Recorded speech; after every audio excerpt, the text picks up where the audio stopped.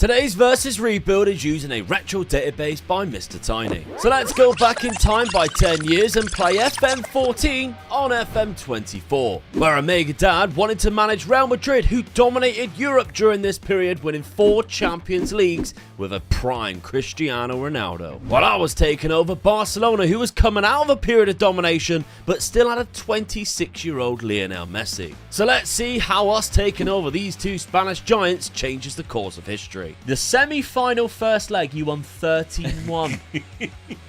You beat them 18-3. That's some semi-final, isn't it? Yeah. Why did they turn up to the second leg? I don't know. A reminder of the points tally is as follows. You gain 1 point for a higher league finish, 1 point for a victory over each other, 1 point for eliminating each other from a cup competition, 3 points for a domestic cup win, 4 points for a domestic league win, 5 points for a Europa/Europa Conference win, and 7 points for the Champions League win. Right, Dad, a trip down memory lane of retro versus. It certainly was, yeah. I mean, the teams were going to be obvious of who we wanted to take over. I always thought Cristiano Ronaldo was the best player in the world, so I automatically wanted Real Madrid. He wanted the team that won, what, 4 Champions Leagues in this period of time, whereas Barcelona won 1. Gareth Bale's a Spurs player as well, so I wanted to take over Gareth Bale. That was my main reason, really. I looked at the players and I thought, well, Gareth Bale was playing for us.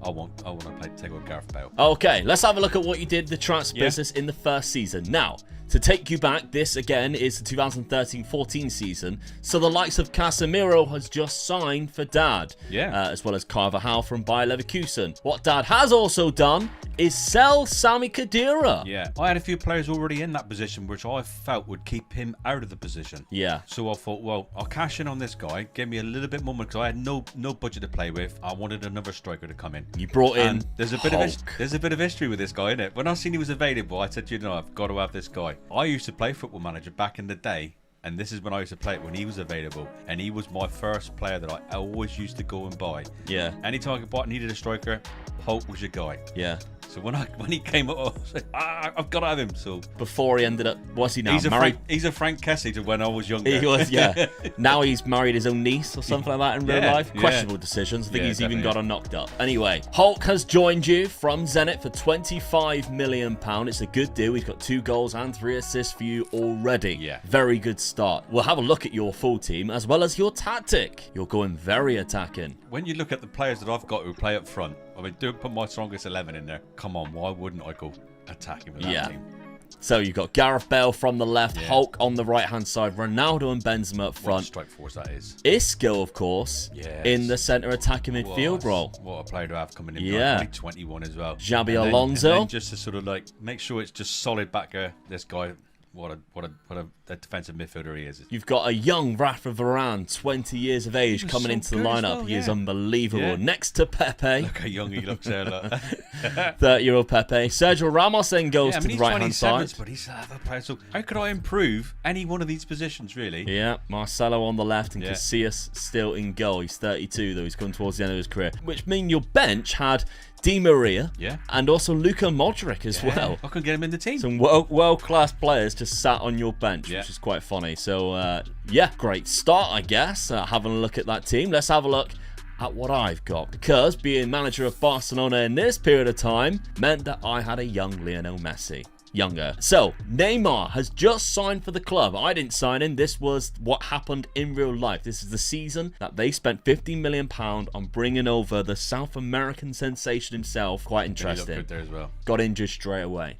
which he does have a bit of an injury proneness, I think, on this game. Annoyingly, it's also the season they sold David Villa, which was one of my favourite strikers ever for Barcelona. So that was sad that I didn't get to use him, but still. Let's have a look then. Tactic. Now, I brought nobody in because I only had £20 million, and you can't really improve these teams with £20 million players. Dad managed to do quite well bringing in Hulk, to be fair, but there's not many in that. I've got Messi on the right-hand side, and that's because when you go pick best 11, he slots into the centre, well, the striker, and I want him to play from the right. I've gone for a very realistic approach in this first season.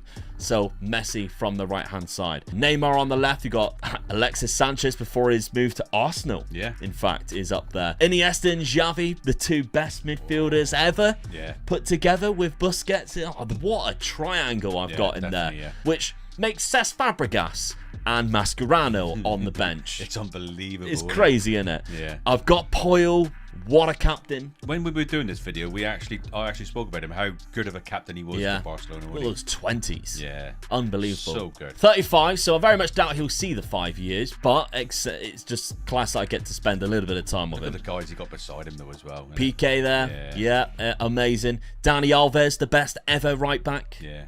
Him and Cafe, I mean, he's won the most. He's won the most trophies. Yeah. Alba on the left, of course, still going. Jordi Alba. Yeah. And then Victor Valdez in goal. That's a blast in the past, ex-Man United. But he's leaving on a free transfer at the end of this season. So I will have to bring in a new goalkeeper. That is when he makes his move to Manchester United, I believe. Yeah. I've got a very good bench as well. Let's have a look at my fixtures first in the start of this first season on this Retro Versus. I've played 3 games and I have scored a lot of goals. Oh, unbelievable, yeah. 7-2 in the first game away from home, 5-1 against Villarreal. Lionel Messi got himself 4 goals in that game, and then a 4-1 win against Real Valladolid. He got another 2 in that game as well. We are going to see Messi levels of goals from Messi, which is great, because this season on Football Manager is harder than ever to get your striker to score a lot of goals. Yeah. Last season was easy. The amount of times we've seen Erling Haaland get 60 goals in a season, or even our strikers get 60 goals in a season, it's not been that easy this time round. No. But now we have Lionel Messi and Cristiano Ronaldo. We should be able to do that.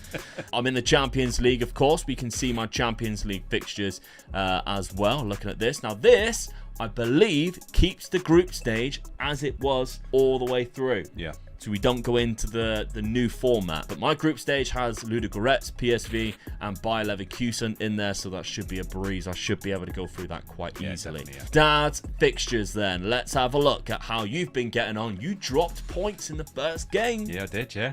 At 1-1, a 92nd. Pepe on goal. Yeah, I can't believe that. So that's the way it goes, isn't it? After that, though, you took your anger out on Valencia, 4-1, 4-2 against Granada, and then a 5-1 against Athletic Bilbao. Some big results there. Oh, getting a goal as well. Look so at 5 different goal scorers. Happy with that. Yeah. Your Champions League fixtures look like this. You've got Copenhagen, you've got Celtic, but also you've got Chelsea. Yeah. And this Chelsea team they are a good side. is managed by Jose Mourinho. I mean, they're the chosen one. And there are some incredible players, this Chelsea side, because you've got the likes of Samuel Eto'o, Lukaku's on loan, I think, at West Brom or Everton. It's on Everton. Juan Mata, before he moved to Manchester United, was one of the best midfielders. I think he won Player of the Season. Oscar, of course. You got Ramirez. This was one hell of a Chelsea team. Well, all the way through, we were commenting on what players they were buying and what strikers they had for a start, wasn't it? God, yeah. Ian Hazard's in there as well. Yeah. Looks really good. Kevin De Bruyne, when he was crap, because he moves back to Germany before he goes to Man City. Peter Cech in goal. Yeah, so an unbelievable side, a really good team. Yeah.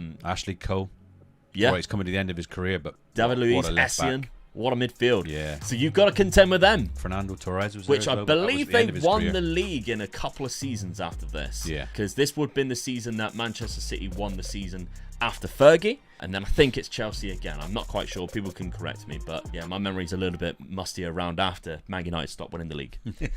For obvious reasons. But yes, this is going to be a lot of fun. The point system is exactly the same as this. So even though we're going retro, it still is a game on. It's game on versus rebuild against each other.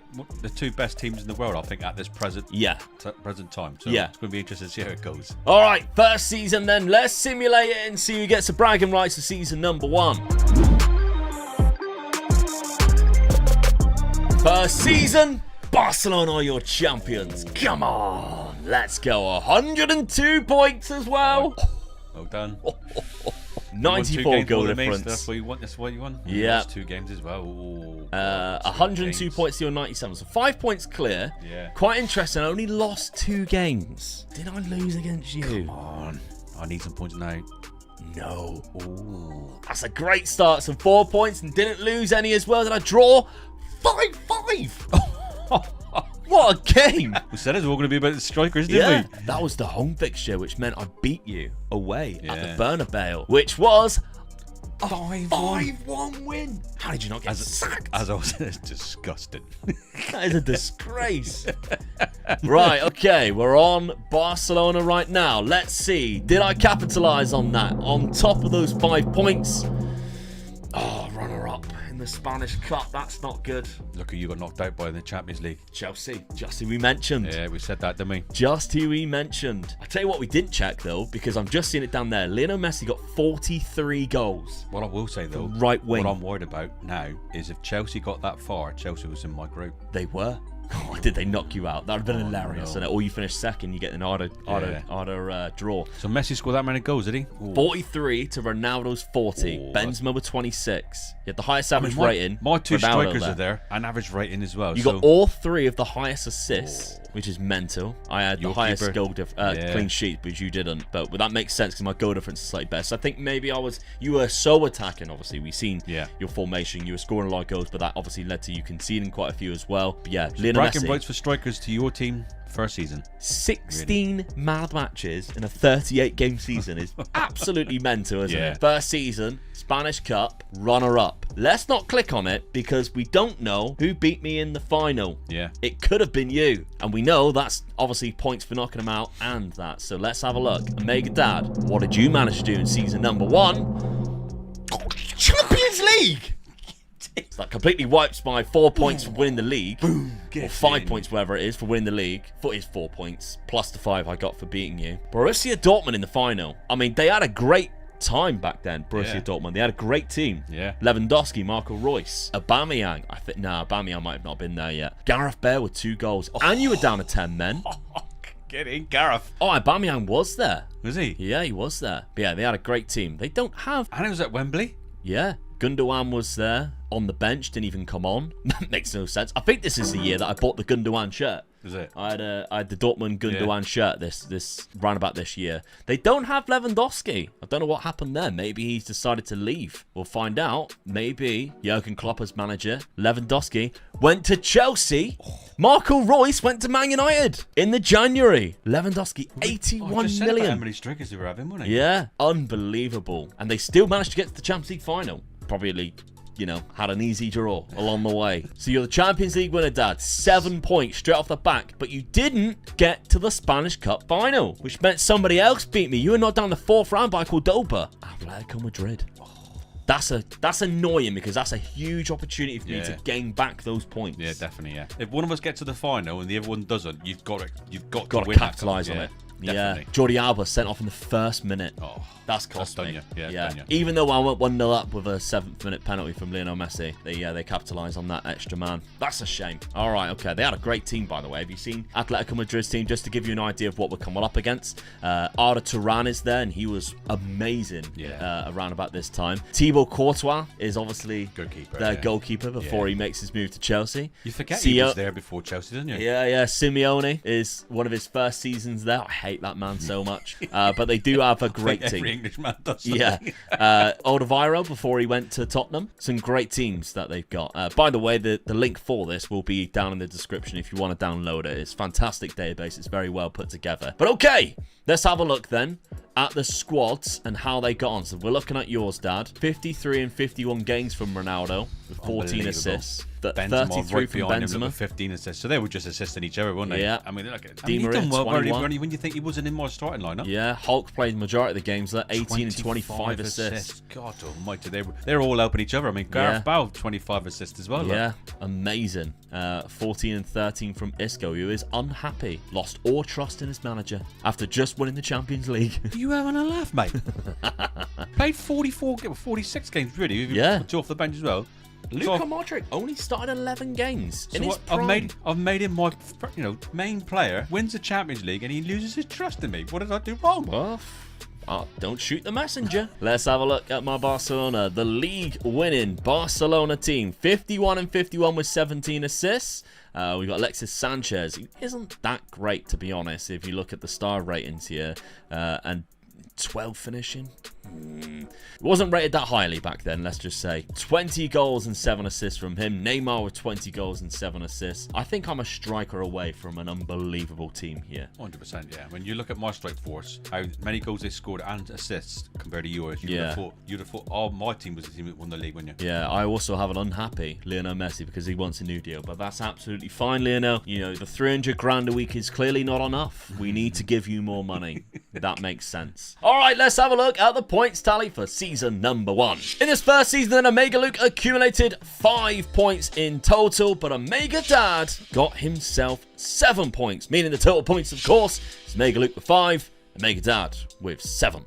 Very close start of the season. You come out of nowhere there with that Champions League win. Yeah, it was. Yeah, definitely, yeah. Transfer budget-wise, Dad was given £82 million yeah, just this a little summer. Bit more than you was, wasn't it? Yeah, and I had 52. So we had huge wages, so we could maneuver it around a little bit. However, I was a lot more active this summer than what you were. Yeah. And that's because I had a massive transfer bid come in, but we'll get to that in a second. Dad signed 2 players. Didn't sell anybody, really. No, I mean, I just looked at the team. My strike force, I just couldn't improve on that. Yeah. No way could I improve on that with 82 million. So I thought, well, I've got a defence that's getting a little bit close to the old times, really. Yeah. So I thought, right, let's bring in a couple of young defenders. Otamendi, very good on this game. I mean, we know how good this guy is. Yeah. And how better he gets as well as the years goes on. So I thought that was such a good buy for, what was it, 24 million? Yeah. For him to be sat there on the bench if I need him, or if someone gets injured, he comes straight in. Yeah, so you denied him playing with Vincent Kompany at Man City and brought him here instead. And then you also brought Danilo in, £41 million.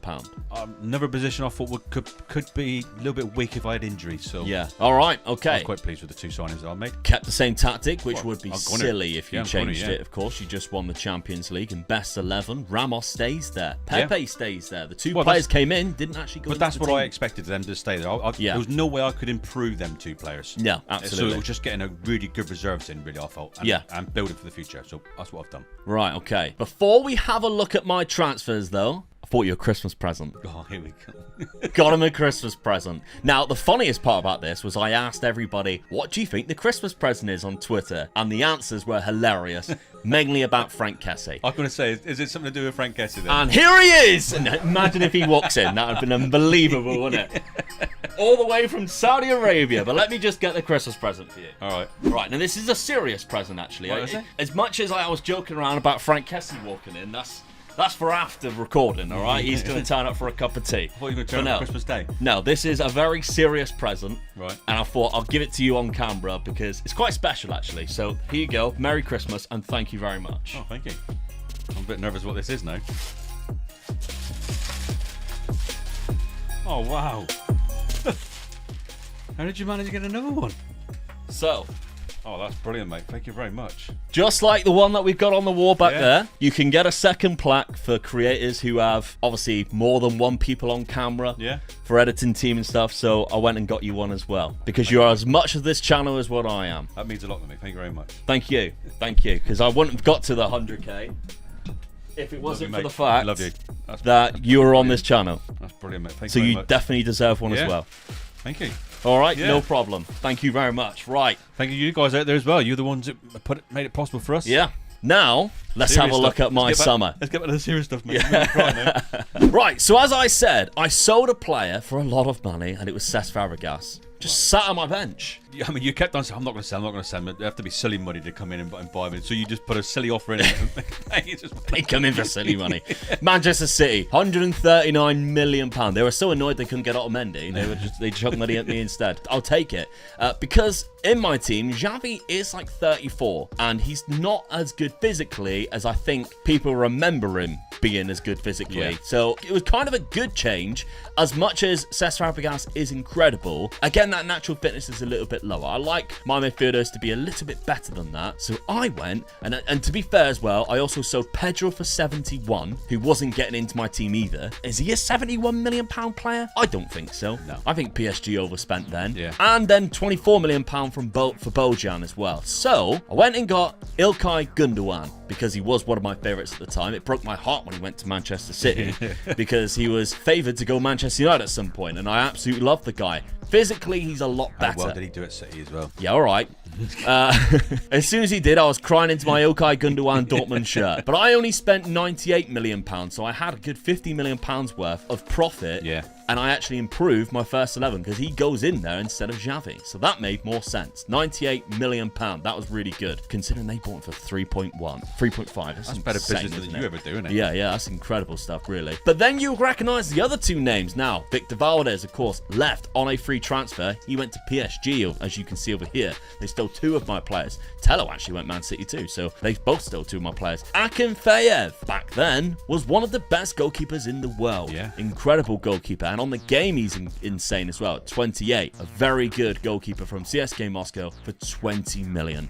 That's mental. Yeah, very good. So you still got money left over from So I still had a lot of money. Yeah. So Sadio Mane joined us. £58 million. 22 years of age before he ever moved to Southampton. Yeah, this is a good signing, I think. Because I think this might have been the year that he moved to Southampton. It might have been the year after. But £58 million from Salzburg after he had 2 or 1.5 seasons there is a great pickup. Yeah. For what he looks like, and he's only 22, and he has that potential to grow into a player. That was my Pedro replacement as my backup winger / attacker, because he can do a bit of both, to be fair. Then finally, I needed a striker. I didn't really have one last season. We were playing Alexis Sanchez. I don't really rate Alexis Sanchez that much on this game, so I went and got Romelu Lukaku from Chelsea. And the reason for it, Chelsea has about 9 different strikers right now, so they were willing to let one go, and I brought in Big Ron, 21 years of age, 17 million, was on loan at Everton in the Premier League, did okay, but yeah, I brought him in. And if you take a look at Jose Mourinho's team, they actually spent more money on strikers, so they got Diego Costa in the summer as well, which is funny because they actually made that move in real life a little bit after that, of course, from Atletico Madrid for £82 million,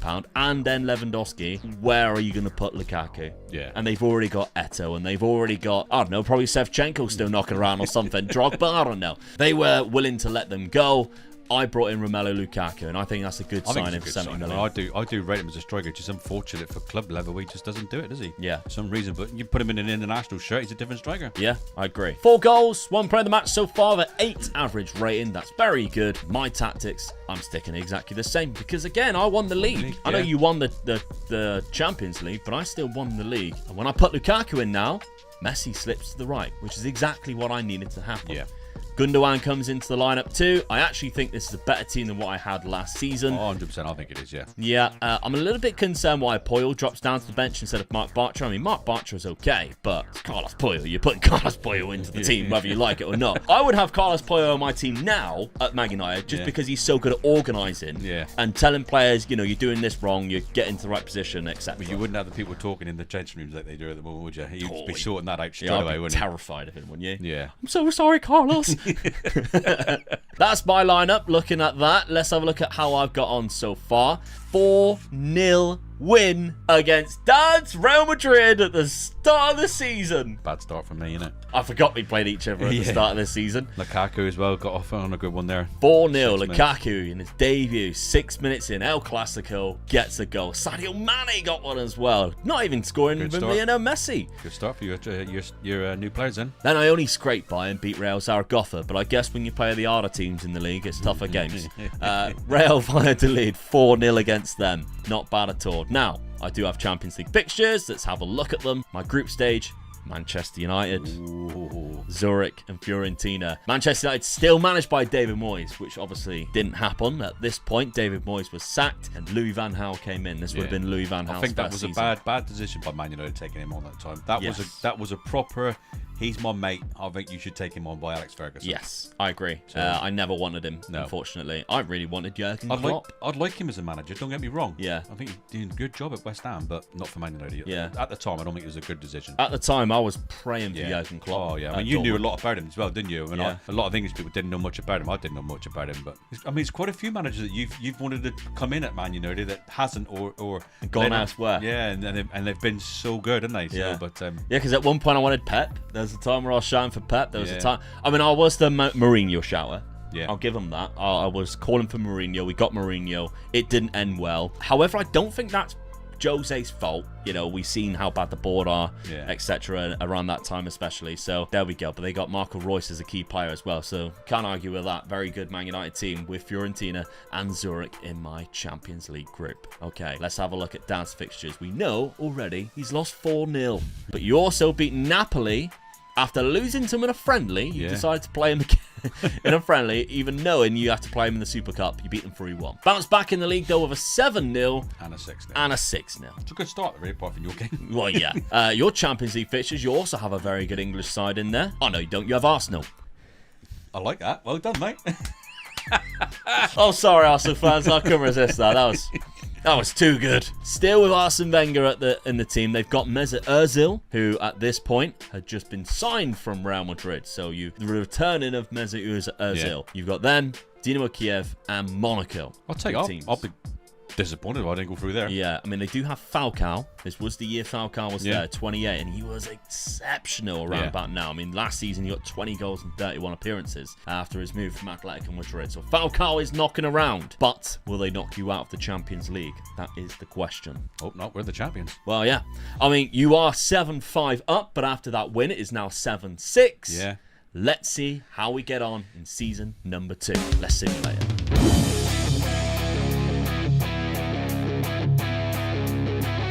Season number 2, and Dad is back. 106 points. Imagine getting 103 points, not winning the league. That's mental. I think the biggest thing there is the amount of games we both drew, really. Yeah, just the one game. game. I lost 2 games. I know one of them was against you, so I'm praying the other one wasn't. Oh, yeah, that would make sense, yeah. So you lost 2. One of them was against me, away from home. We know that was 4-1. Yeah. Okay, I lost 3. One of them was against you. 3-2. Close one, though. It's a very close one. I saved face. I drew to Real Valladolid. I mean, I would have won me the league. Don't matter anyway. No. I lost too many games. Yeah. I mean, the loss to Villarreal and Athletic Bilbao is why I didn't win the league, but you also drew to Bilbao. You scored 150 goals. That's insane, isn't it? That is mental. Ronaldo got 35. Benzema got 27. It's not even as high as what they got last season. No. Lukaku got 26. Where's Messi? He got a high average rating. Gareth Bale's there with 28 assists. Bloody hell. Yeah. That is absolutely mental, isn't it, from Gareth Bale? 25 years of age, and he's unhappy. Lionel Messi with 11 man of the matches, and you had the highest clean sheets. So your 2 defenders that came in, whether they played or not, they had an effect. Maybe they just scared Pepe into playing well this time round. But there we go. What a surprise. Who got the most yellow cards? Yeah, Sergio Ramos. He loves a yellow, doesn't he? Yeah, he does, yeah. Jesus Christ. Okay, we're on Barcelona right now. So, how did I get on in the cup competitions? Because that meant that the score was now 8-6 because of the 2 league wins. Plus, you get another 4 points for winning the league. So that puts you up to 12-6. I need a cup win. Because now you go 12-6 ahead because of the league win. Yeah. Oh, runners up. And a loss in the quarterfinal by Paris Saint-Germain in the Champions League after they stole a few of my players. We got players in our team. Okay. Let's go over to Dad. Ooh. Let's go to Dad. Competitions. Oh, get out. You won the Champions League again. How many winners is there? I've done the treble, boy. I've done the treble. Back-to-back Champions Leagues. I mean, we know they're very good in this point. They won 4 in how many seasons? But you're almost replicating it. Beat Bayern Munich in the final 2-1. Hulk with both goals. What a signing. Look at their team that they've got back then as well. Toni Kroos, obviously, would go on to play for you. Ian Robben played for you and Chelsea. Frank Ribery, Thomas Muller. This is an unbelievable Bayern Munich team. Thomas Muller was only 25. Best, a keeper, one of the best keepers in the world. One of the best right backs in the world as well. Their only questionable players is their 2 defenders, their centre backs, Boateng and Munoz. But they got David Alaba on the left. Javi Martinez, I think, one of the best CDMs on the planet. Mario Götze came off the bench. This was when Mario Götze was like winning the World Cup for Germany. Yeah. Unbelievable team. Jadon Sakiri, you beat him 2-1 in the final. Man of the match, Cristiano Ronaldo. So last season, Gareth Bale won the Champions League for me. Yeah. This season, the Hulk won the Champions League for me. Yeah, the Hulk, he calls him. The Hulk. The green comic book character. Definitely, yeah. The Hulk. And you won the Spanish Cup and the Super Cup. So you won a point against me for beating me in the final. You also won the 3 points for winning the thing. On top of the 7 points of winning the Champions League. That's 10 points right there. Plus, obviously, winning the league. Another 4 points and beating me 5 points. I'll do the maths for you. Don't panic. I've lost it. You won the Spanish Super Cup, but you beat Atletico Madrid and you knocked me out. Which is another point. You don't get any points for winning the Super Cup, but you eliminated me, plus beating me in the game. So that's 2 points. What a season that was. We'll have a look at your squad. 47 goals, 17 assists for Cristiano Ronaldo, 39 and 12 for Karim Benzema. Gareth Bale at 35 assists. Unbelievable. Look how many players got above 10. Even Alvaro Morata's there with 11. Okay, your trans budget next season, not that you need it, is 185. Mate, I've just won the Champions League twice. 185. £185 million! Where are you going to spend that? I don't know. That is mental. I better have over 100 million because I need to sort this team out now after that bad season. 34 goals from Big Ron, 33 and 15 good start from for Messi. his first season, I think. Yeah, all right, patronising, isn't it? No, I'm being honest here. That's a good start, I think. Because he was only 22 at the time. The trophyless season. Trouser budget next season. 40. What is going on here? Less than the season before. What is going on? Have I got debts? A little bit. I'm now the one in financial turmoil. Speaking of financial turmoil, we finished the race to the Prem recently, and the full compilation is out. So if you haven't watched the Wrexham versus Notts County series, where we start off in League 2 and we do 10 seasons against each other, just like this format, I'll leave it at the end of the video. You can click and watch the full series now. Brilliant. It's all finished. I think it's the best thing that we've ever done. Oh, no.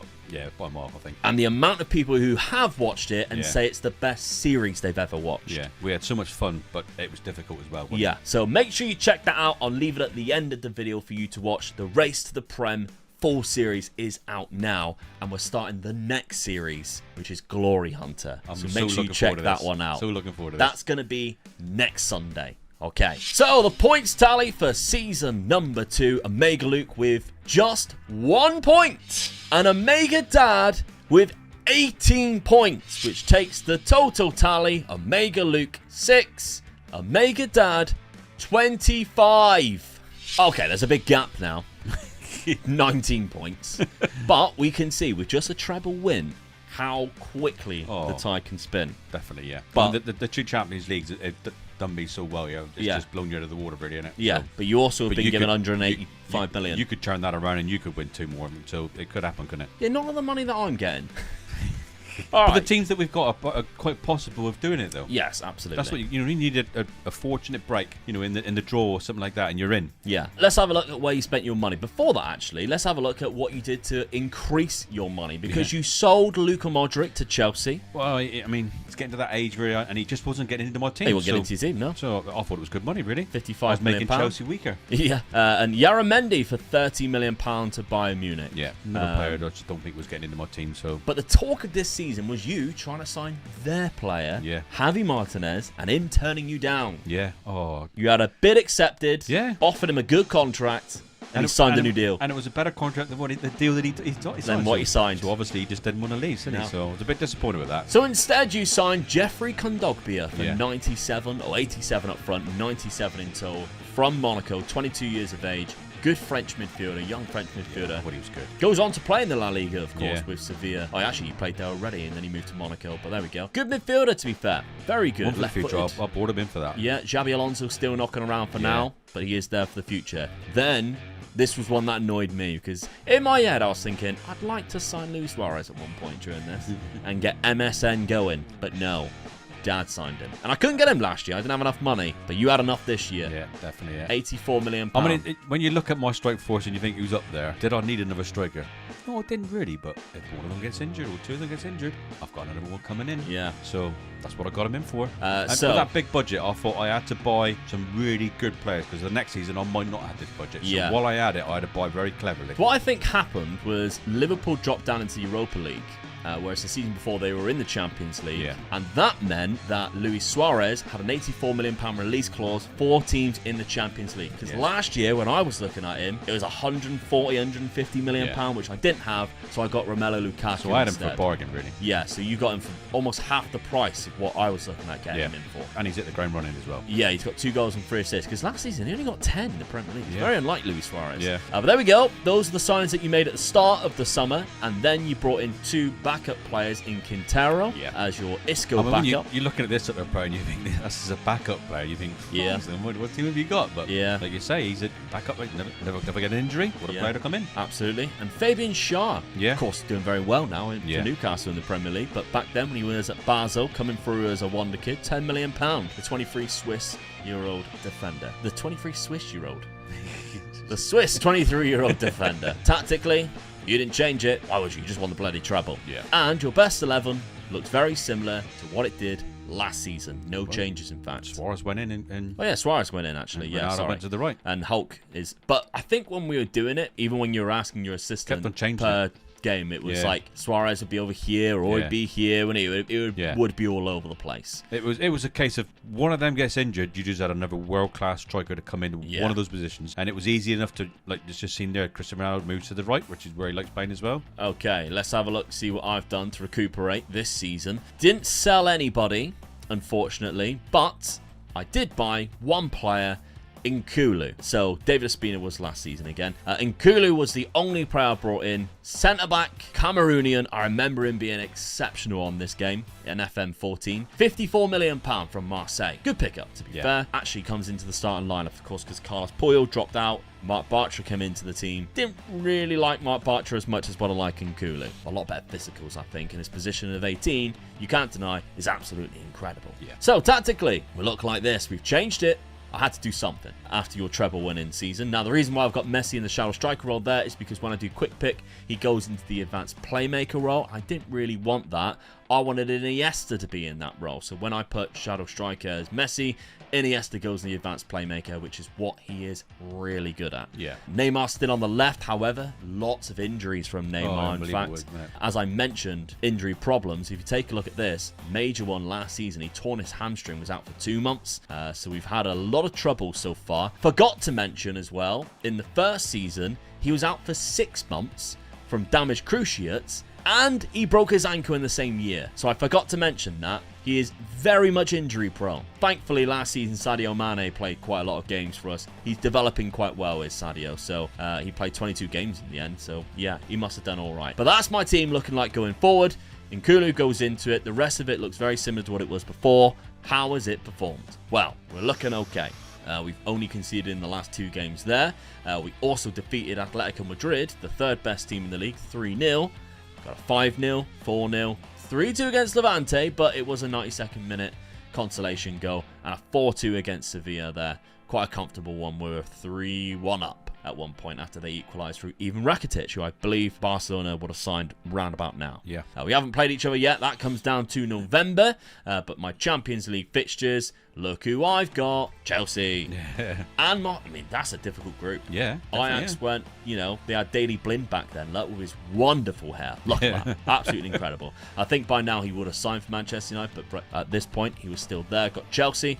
So, difficult group, but let's see what you've done at the start of this season. Season number 3. You lost the Super Cup to Spurs. Oh, that is match fixing at its finest. Any team but that one. But then again, I'll take it for that. Match fixing. Get out of it. Come on. Christian Eriksen with 2. Soldado with 1 against his old team, Real Madrid, who he come through the youth academy there from. But you beat Osasuna in the first game of the season 4-3. 6-0 against Sociedad. And then look at the goals all scoring now, look. 6-1, 7-1, 4-1. I think at this point, for fun. Yeah, Benzema was just having a laugh, wasn't he? Like, he scored so many, 8 in 5 games there, so not bad at all. But your group, Manchester United. You do have a difficult team in your group. Manchester United. And Juventus. Yeah, Club Brugge as well. So the Juve teams, Carlos Tevez, he's in there for anybody who was interested. Antonio Conte is the manager. They've got Pirlo. They've got Pogba is there as well. So they've got a very good team. Bonucci is only 28, so this was a good year for Juventus. And they've also bought the wonder kid of this game, which was Victor Fischer. He was very good in this game of FM14. He was there too. Okay. Manchester United, though. Do they still have David Moyes in charge? They do. And they've also bought Arturo Vidal. He was a monster. Look how good he is. Absolutely insane. For £43 million from Juve. That's a good buy. That's an unbelievable buy for 43. David Moyes. What a manager. Take it back. They just lost the Community Shield to Chelsea, interestingly enough. I've just seen that. Let's simulate this 3rd season. And I've got a big points tally to catch up with. So let's hope for a very positive season for the Barcelona boys. Let's simulate it.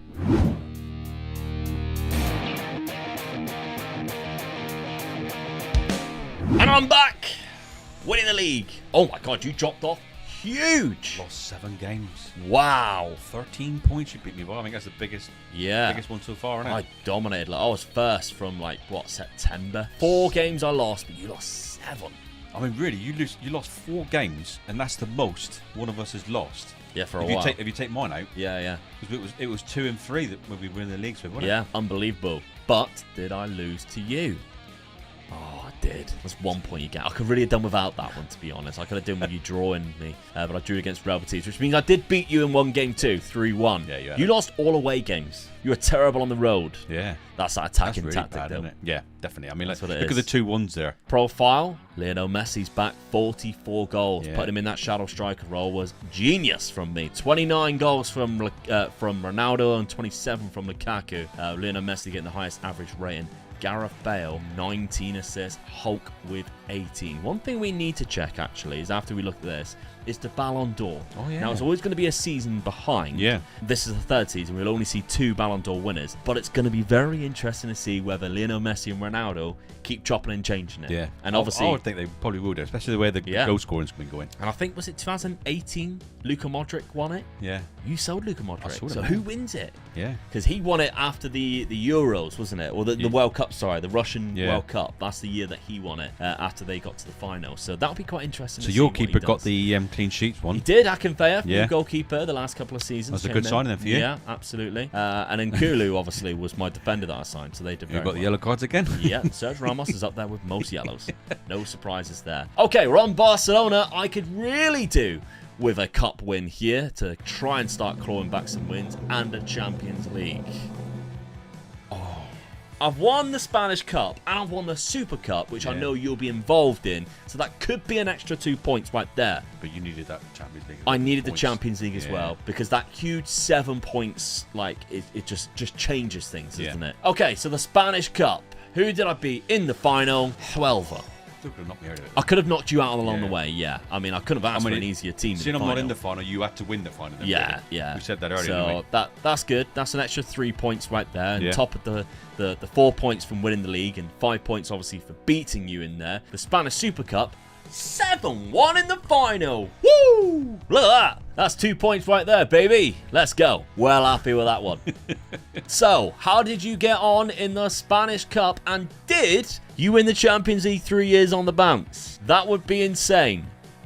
No. Oh no, Arsenal knocked me out. Arsenal knocked you out, but Granada knocked you out the Spanish Cup. Oh, that's good news. Yeah. So, the Champions League was won by Manchester United, beat Tottenham in the final. No. Amazing. I love that. Oh dear, oh dear. David Moyes. What a legend. We've got to take it back. All what we said about him. Because Tottenham used to have Villas-Boas. Yeah. Eric Lamela was your best player. Bambi, as I used to call him. Yeah, so how the hell did you get to the Champions League final with Soldado, Lewis Holtby, Anna Bayor? I mean, Ericsson, obviously. Aaron Lennon. Aaron Lennon got you there. Harry Kane is Michael there. Dawson as well, really. Yeah. Harry Kane is there with 1 game and 15 appearances off the bench. 22. Awful. Absolutely terrible player. That's crazy, isn't it? How good he actually becomes. Yeah. But back then, wasn't rated at all. No. So there we go. All right, okay. Tottenham Hotspur on penalties. Let's have a look then at the squad. We're on yours. 35 and 34 starts from Ronaldo.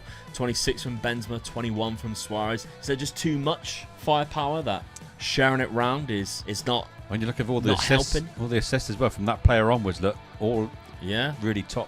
All very good. Yeah. 6 players with double... Otamendi squad has played 38 games. Yeah, so he's I'm coming surprised into at the that team. he's come in so Instead of early. Pepe, really. maybe, yeah. Yeah. Because Varane's playing 45. Yeah, because Pepe's only started 5 games. Yeah, that's Ballon d'Or? interesting. Can we look at the Ballon d'Or then? Well, let's have a look at my squad first, All right, Dan. sorry, It's yeah, all about all you. Transfer...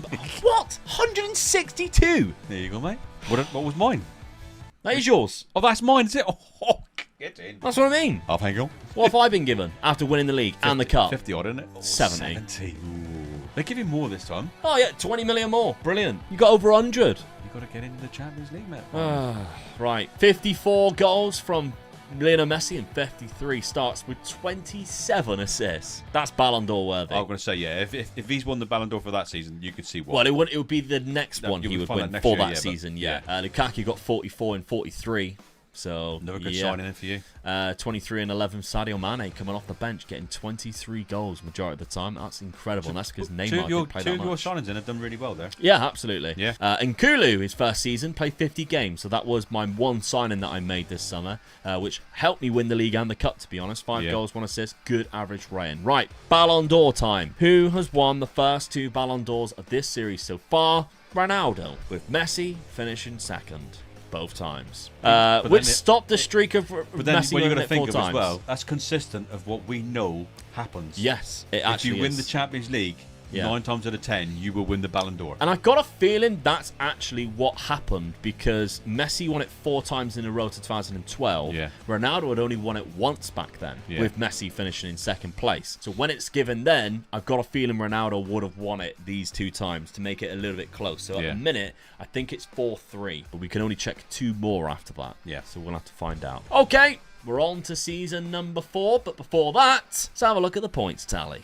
Well, after an amazing season for Omega Luke, I now have a season tally of 10 to Omega Dad's 1, which puts the total points still a gulf between us at Omega Luke of 16 and Omega Dad 26. Now, usually a 9-point swing in the points would make things either a lot closer or propel me ahead, and still I'm like 10 points behind you, which is quite funny. But anyway, let's have a look at season number 4 and what you did, Dad, because it was a fairly eventful summer of you chasing Javi Martinez again and getting rejected again. Can't believe it, would I? He was the one player I thought would just make my team a lot better. Yeah. And I just couldn't the one get him, improvement. Yeah. Well, outside of the one player you did bring in. Well, there was a reason for this, wasn't it? Manuel Neuer. Yeah. My keeper, after that bad season that I had, he wanted to leave. My keeper. Because, he's still there. He was 35 anyway. Yeah. But I would have kept him for the last couple of seasons because of knowing how good he is. But he come up and said, I'm not very happy, I want to leave. Yeah. So I had to go out and buy myself another goalkeeper. You didn't sell him. You didn't manage to sell him. Nobody came in for him, did they? Nobody come in for it. I think it's because of the wages he was on. But I didn't want to take the chance, did I? That get to the September, that all of a sudden I would lose him and not have a keeper in. So I made sure I got a keeper in, and what a keeper I did get in. Yeah, Manuel Neuer at this point was the best goalkeeper in the world, I think, as well. 69 million, Yeah. I mean, it was 8 and 4. It was a buyout clause as well, wasn't it? It was, £69 million buyout clause. Right, that's it. That's the guy I'm going to bring in. Outside of that, though, of course, you tried to get Javi Martinez. Couldn't get him. You sold Casemiro and sold Pepe as well. On to that, you also sold Nuri Sahin, who had not really got into the team for a while. So you signed Diego Reyes for £41 million. I don't really remember what Diego Reyes has done outside of his career in Football Manager, but he is very good on this. Yeah. So 23 It's just strengthening my sort of midfield up again. Yeah. So strengthening my defence up with a new keeper and strengthening this guy into the squad, I think was 2 good signings. Yeah, your Xabi Alonso kind of substitute. Because Xabi Alonso is getting, he's getting 34 now. That was the thing. He's still good. Physically, I knew that was amazing. the position I had to get in and make stronger, but this guy just wasn't getting any weaker, so I just can't replace him at the moment. So tactically, you're sticking exactly the same. This was your treble winning tactic. You had a bad year last year, but you stuck with it. Keeper straight in. Yeah. Which is what I was interested in, so... But what a strike force still there, look. Yeah. You've both picked up suspensions recently. I mean, Alonso's still in the squad as well. Yeah. We're still in the starting lineup, so... Could be your only weak point. Yeah. Having somebody who's not that physical in there. Yeah, that's right, yeah. That might be the only trouble. Okay. Barcelona. I sold Alexis Sanchez for £53 million. Didn't have enough time to bring anybody in. I actually had a couple of players reject me, including Sakai, who I couldn't get enough money for, which was a fullback who plays both right back and left back, because I couldn't bring it up to £65 million, unfortunately. So that could be something I look at next season. What I did do was I brought in Marek Hamšík on a free transfer. What a free transfer that is. Yeah, definitely, yeah. Unbelievable. I loved Marek Hamšík growing up. From Napoli, incredible player on a freebie. Not gonna lie, love that deal. Victor Wanyama from Southampton before he made his move to Spurs. £69 million, because it's a naughty number. World class CDM. Again, just giving me legs in that midfield. Iniesta and Xavi, both quite old now, in their 30s. Xavi is really old and starting to struggle a little bit. And Wanyama is a good backup for Busquets, who is still a good age and is still my first team in there, but Mascherano, who is his backup, not so good when he's been playing for me, what I've noticed anyway. Yeah. So Wanyama comes in, good option for me, and that has allowed me to play the same tactic. I won the league and won the cup with it. Let's have a look then. If I pick best 11, again, Messi goes in there and Hamšík goes there, which is not what I wanted to happen. I played Messi there last season. He had an unbelievable time. Let's keep him there again. So Hamsik does come into the team, which meant that Iniesta and Xavi would just have to come off. In fact, Xavi's gone at this point. Iniesta can just come off the bench. I mean, what a player to come off the bench. Yeah, definitely. Yeah. Andre Iniesta. I mean, he's 32 now, not the best physically, but technically and mentally, one of the best in the world. Schedule. Let's have a look. I'd be in Real Madrid again. Good start to the season. When I get beat, I get beat, don't I? God, you had 2 sending off as well. Oh, no, that was bad. So that's cost you. I mean, I can understand Suarez being sent off. He tried to bite someone probably. Yeah. But Cristiano Ronaldo being sent off, that's very rare. Probably had a tantrum. Yeah. I scored all 5 goals before the 54th minute. Ooh. At one point, I was 5-1 up. Because you had only scored 1. That's why Suarez got sent off. Then he was niggly when he always used to get niggly. He was so easy to wind up, wasn't he? So 5-3, an absolute tonkin there. Villarreal 5-1 to start things off. 7-1 against Numancia, and Valencia 3-0 as well. Good start. But my Champions League group is disgusting. PSG and Man City. I don't know how I've managed to wind up with this, but I feel a bit hard done by. Laurent Blanc's PSG, and if you look at their team, it's incredible. They've got Mauro Zarate playing for them, who was very good on this game, but they've of course got Pedro, they've got Verratti, they've got Lucas Moura, they've even got Ashley Cole at this point. They got Pastore, who's one of the best players on the game, Edison Cavani. Oh, we loved him, didn't we? Marquinhos, your player, Sami Khedira, Yeremy Menez. I love Yeremy Menez. Blaise Matuidi when he was very good. Victor Valdez, my old player. Yeah, what a team. Yeah, definitely. What a team. And they still got Zlatan. What a legend that guy is. A very difficult team to face in PSG. And then I've also got to face against Manchester City as well, with Manuel Pellegrini as the manager, and their players are also disgusting too. They've got Nastasic, who's classed as one of their best players, but on this game was a wonder kid. Joe Hart's still there, Vincent Kompany, Samir Nasri, Gael Clichy, Kevin Morales. They signed Wesley Sneijder, Mika Richards is there.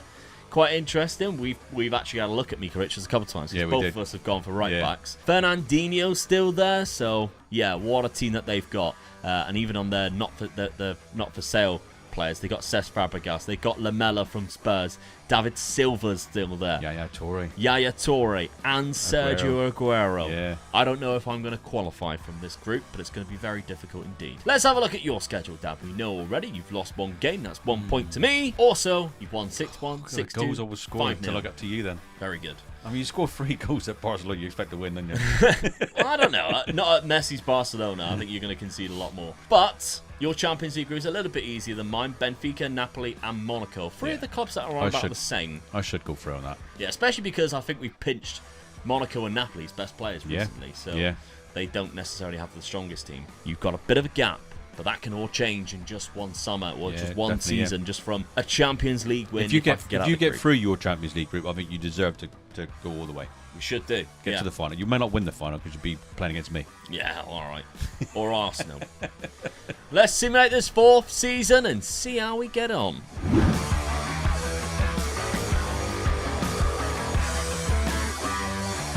Fourth season. How have you called that back? Get in.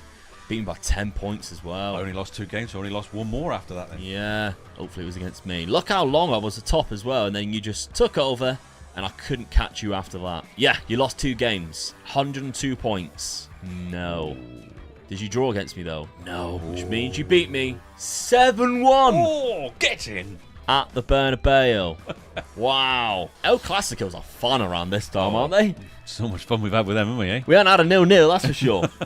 Ronaldo with 36 goals, Lukaku with 31, Benzema with 26. I've noticed when I've won the league, both those 2 players have been in the top 3. Yeah, Ronaldo also had the highest average rate as well, above Lionel Messi. No surprise with the assists. Gareth Bale with 25. As a winger, on that winger role, he has been incredible for you, isn't he? Done the job for me, hasn't he? I'd probably say you're unsung hero of this series so far. 100%. Manuel Neuer the most clean sheets, as well as Akinfe. Yeah. So all 3 of them are up there. So that's a good buy for me. I'm pleased with that. Ronaldo and Messi are sharing the man of the matches with 9, with this man here as well, Guillaume Sequeira, who's very good. Yeah. Because Granada finished in 3rd. Unbelievable, eh? I mean, they were miles behind us, 21 points behind me and 31 behind you. But still, they finished above the likes of Atletico Madrid. Yeah. Well done to them. Okay, we're on Barcelona. Cup competitions. I need one now because you've already picked up 5 points. Oh, no. Semi-final of the Champions League by Chelsea. Yeah. He said and runner-up in the Spanish Cup. Winner of the Spanish Super Cup. Yes. 2 points, 2 points, 2 points, 2 points. That's what I needed. Again, it's an unbelievable game. Yeah. Going into 7 extra goals time. again. Let's go to Dad. Champions League. We still don't know who's won it. Who won the Spanish Cup? The Copa del Rey. Oh. What? Yes. Get in. A second treble. Oh, get in. Hey, mate. Who's the Cup King's name? Yeah. Chelsea in the final. I ain't got a cabinet big enough for my trophies. Hopefully you get it. You're getting this all out of your system before Glory Hunter I am a bit worried about that, 5-3 against Chelsea after extra time. 114th goal from Luis Suarez and 96th from Quintero there. And the Spanish Cup, which we know is against me, 3-2. 3-2 in 90 minutes as well. 5 goals. 82nd minute, Angel Di Maria, and I hate him. That was the main reason why I thought Suarez had taken his position, really, wasn't it? Dad, I was 2-0 up as well. I was 2-0 up. Lionel Messi on the 11th. Danny Alves in the 54th, and you didn't score until the 59th. Quintero was playing. Okay, that's disappointing. No Gareth Bale in the final there. Gareth Bale must have been out injured. Yeah. Very interesting stuff. I had my good team. I had a very good team out. Player I think I was missing was Gundogan, who came off the bench. It's very, very unfortunate. Christian Ronaldo must have been injured as well. Oh, yeah, Ronaldo. Oh, he's on the bench. That's weird, isn't it? Didn't need him. We still won, though. He won happy man then, was he? Oh, he must have been injured, coming back from injury or something. Yeah, must have. Okay, disappointing season for me there. Very disappointing because I needed that to close the gap. You've absolutely obliterated me there. 53 goals in 50 appearances from Ronaldo, 38 from Karim Benzema, 21 from Isco, 20 from Hulk, 20 from Di Maria, 18 only from Luis Suarez. Mental. Gareth Bale with 33 assists is the highest. Hulk with 18 is the second highest. That's mental golfing between those two, isn't it? Just shows how unselfish Gareth Bale has been for your team, to be fair. But he is wanted by PSG, and they usually get what they want. Well, then they've got to cough up with the money, though, haven't they? Oh, yeah. Okay, your transfer budget, not that you need it, you just won another treble, 117 million. I'll take that. Yeah, I bet you will. What am I looking for? 37 goals in... Oh, no. Lukaku got 44. He's higher than Lionel Messi. 37 and 30. Marek Hamsik, 32 and 10. Good signing. Yeah. Neymar with 24 and 17. Sadio Mane with 18. This Neymar played 48 games. So he nearly played nearly all the games He this did, season. for a change. He avoided a lot of injuries this season compared to last season. He had a twisted ankle and a bruised ankle. That ankle is causing him a lot of trouble there. Not bad. He's got ankles made of biscuits by the looks of it. Transfer budget, 18 million. That's enough for me to get the right back at the very least. But whether it will be enough to actually challenge next season, we'll have to find out. It's the 4th season. We need one check left. That's the Ballon d'Or. I think it could be Messi because of last season. Yeah. It is. Yeah. It's Lionel Messi with Ronaldo, then Romelu Lukaku. So that makes it 5-3. That's where we should have thought it was going to be. Right? Yeah, So. 5-3 in total Ballon d'Ors out of these two, but there's only going to be one left, so Ronaldo can't catch him during this. It's just whether he disrupts it. We just won the treble, so I think it's his. I think it is yours. Yeah, I've got a feeling it will and be. he finished league and goal scorer as well, didn't he? All right, let's have a look at the points tally. So the season points are Omega Luke with a measly 3 and Omega Dad with a total of 16, leaving the total points now Omega Luke with 19, Omega Dad with 42. Right, season number 5. The points tally is, I think, uncatchable. I think blasted me with that. So congratulations. I think you might have won this one. But there's still a 5th and final season for bragging right purposes. You sold Coentrao to PSG. He wasn't really getting a lot of game time because of Marcelo. Yeah. But then you bought a better left back than Marcelo with the money in David Alaba from Bayern Munich. 25 years of age, probably the best left back they had by far. So yeah, I've got him in. A couple of seasons ahead of why they signed him in real life too. Interesting. So I mean that just strengthens my defence up even more now. Yeah. Iker Casillas left and went to Manchester United to play with David Moyes, and you signed Rene Adler as a backup goalkeeper. Good backup. I think he's a good keeper as well. Yeah. But it's obvious who's going to be my starting goalkeeper. Yeah. So Manuel Neuer. So bringing in another German was quite. That really did. Yeah. That's a bit of team spirit for the hopefully they're friends. Right, or hopefully not for me. Anyway, let's have a look. You're keeping with the same tactic, Dad, which is the first time I can confirm Dad has ever kept the same tactic all the way through and not touched a single thing. Yep, proves I can do it. Well, yeah. But when you got a team like that, you just wouldn't change your tactic. I mean, my forward line speaks for itself all the way through. I bought 1 or 2 players just to help it along, and it just done the business for me, didn't it? Yeah. So all I was doing was the strengthening the back 5, 6, as in squad players, and when a player got to a certain age, the other player came in. So yep. Didn't have to Reyes change now it. pops into that CDM role after a good first season. So the left backs come straight in. Yeah. But Otamendi's there, look. Yeah. And I was surprised Ramos stayed the whole distance for me. I did honestly think by now one of the other guys that I've bought had probably been in that position, but he's only 31, so for a defender, he's still really good. Yeah, he's class. Yeah. Okay, let's have a look at my Barcelona team. What have I been doing this summer? Well, I had rejected a lot of bids, especially from Man United, who kept coming in for Lukaku, but it was never enough money for me to even jump at it because I couldn't find a good enough replacement. He's been quality for me. Dani Alves also wanted to keep going to Man City, but I'm not going to sell a player for £6.75 million when I've only got that in the bank anyway. And I only bought one player, and it was the same player I was trying to get at the end of last summer. Yeah.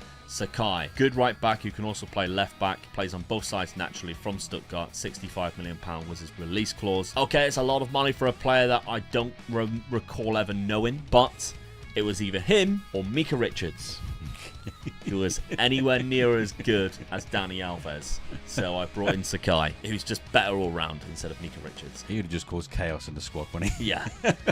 So my tactic, I've changed it so I have now 2 strikers and a shadow striker, a Mazzala, a halfback, and a libero on defend. Very interesting. You were going for full out, weren't you? Yeah, I've gone for a complete change here for this final season. Pick my best 11. Looks like this. And Messi now goes in the advanced forward role. Lukaku in the complete forward. Shadow striker of Marek Hamšík. I've got Gundogan in that Mazzala role. I like this. And Kulu in the libero. You'll drop up into here to give us a 2-in holding midfield. Sakai is going to be bombing forward. Yeah, let's see what we can do. I think my favourite signing, though, is Sadio Mane. He's just been very good, and he keeps developing really well. Yeah. Actually, I have made another signing. I apologise. I also sold Mascherano to Chelsea, and I brought in Victor Fischer. As I recorded earlier, he was a wonder kid in this game. 19 composure, very good attacking midfielder, strong with both feet, £35 million.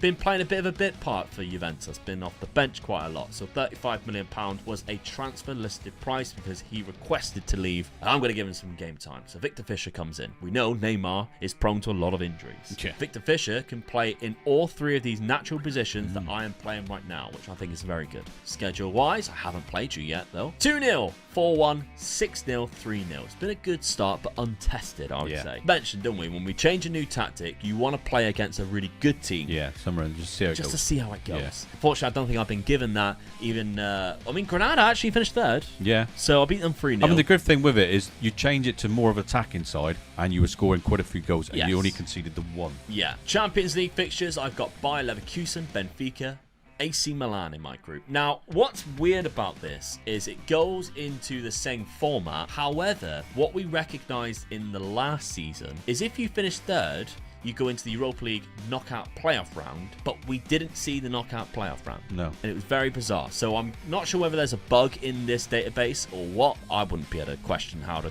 do it because I can't even do anything in the editor. So fair play to the guy who created this database. Everything other than that one little thing I think has been incredible. Yeah, it's very been good. Very realistic to play an FM14 on FM24. It's so much fun if you for my age as well, because these players they were just like players that you. In my memory, I can remember so well coming through and all that. And it has been fun, isn't it? Because I'd be looking for a player to buy and I thought, oh, gosh, I can remember him. I'm having him. The Hulk situation was a prime example, wasn't it? Yeah. As soon as I seen the Hulk available, I bought him in, didn't I? Yeah. So it was good, really. I have really enjoyed this one. Okay, I bet you have. 2 trebles. Let's have a look then at Dad's fixtures so far at the start of this season. Very good. Yeah. You beat Napoli in the Super Cup. You played against them the last time you had the Super Cup, didn't you?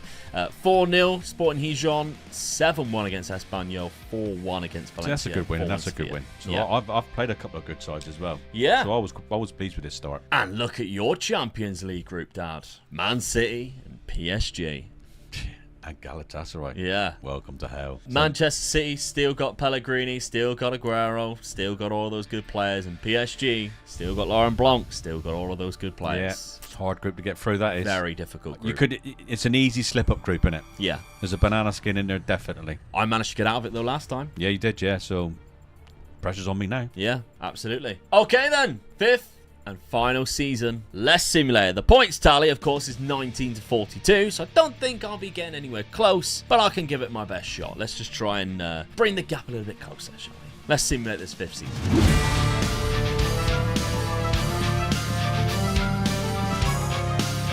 5th and final season, champions by 10 points as well. You only just finished 2nd. Yeah, I did, yeah. I mean, I say only. Goal difference of 94 to 35. I think it's on head-to-head as well, so you would have had to have lost to Valencia to drop points, but I won by 10 So we come first and points. second of every season, didn't we? Yeah, which, So as it was expected, always going to be against whoever won. I do think Atletico won the league during this period in real life, so we've stopped that from happening in real life. 3 losses. None against you. Woohoo! A pure season. I did draw 4 games. 4 all. Whenever we draw, it's like... It was 5 each one. Last unbelievable. At home, which meant I beat you at the Bernabeu again. 5-4.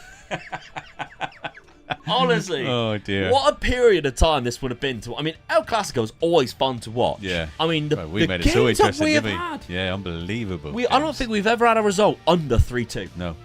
I mean, it's been chop and change and who wins, but we've had some absolute stompings. We've had 5-4s, 5-5s. It's been so fun. That was the league for this season. Romelu Lukaku with 37, Lionel Messi with 30. Yeah. So this is why I lost the league. Yeah. Because look at the average ratings. Look, all 3.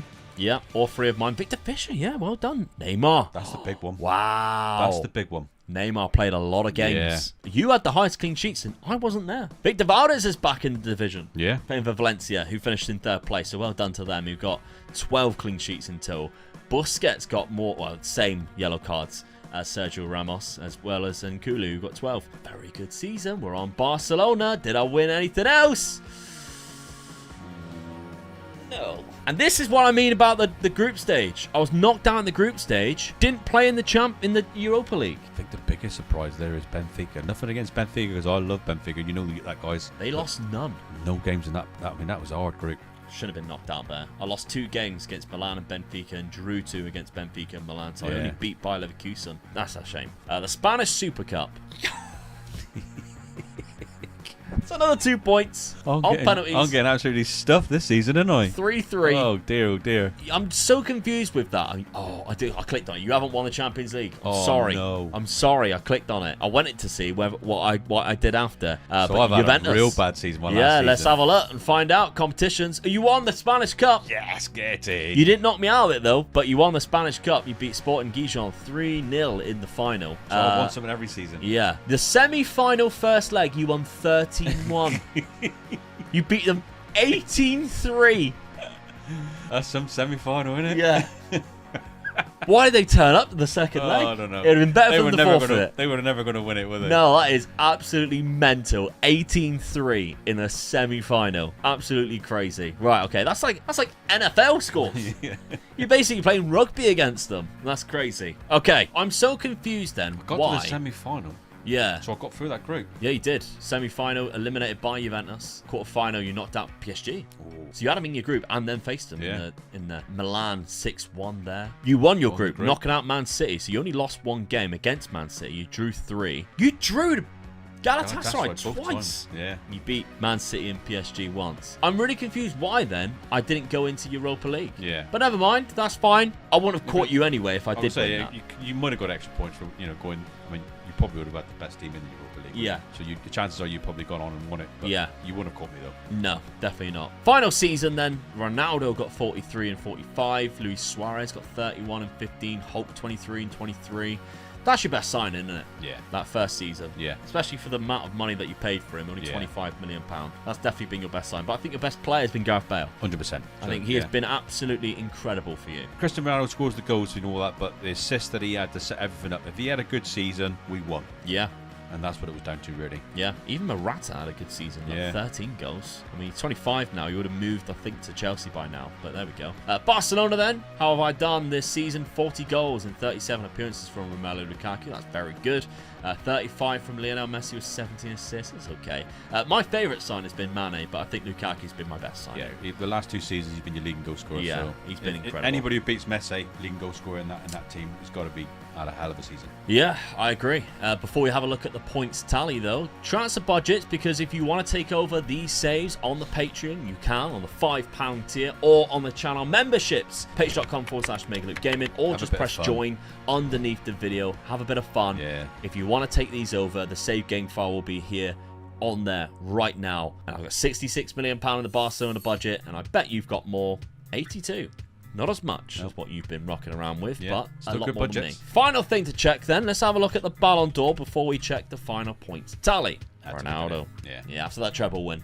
5-4 in total for Ballon d'Ors. If you do continue this on, let us know who continues to win the Ballon d'Or. What is the final score of Ballon d'Ors if you went to the present day, which means you would have to go another 5 seasons. So if you do go 5 seasons, let us know what the Ballon d'Or score is. I would say that the interesting bit there would be Lukaku scored more goals than Messi. Whether he overtakes him. Whether he wins the Ballon d'Or, because Ronaldo didn't have a good season. No. So that puts Lukaku better than Messi the season just finished. Yeah, he could win it. I mean, he finished third in one season. Yeah. And then that third place there, and behind Ronaldo in second place. But there we go. Points tally then. I think we know he's won, but let's have a look. So in this final season, then the season points is Omega Luke with 7, Omega Dad with 3, which means the total points, Omega Luke with 26, Omega Dad with 45.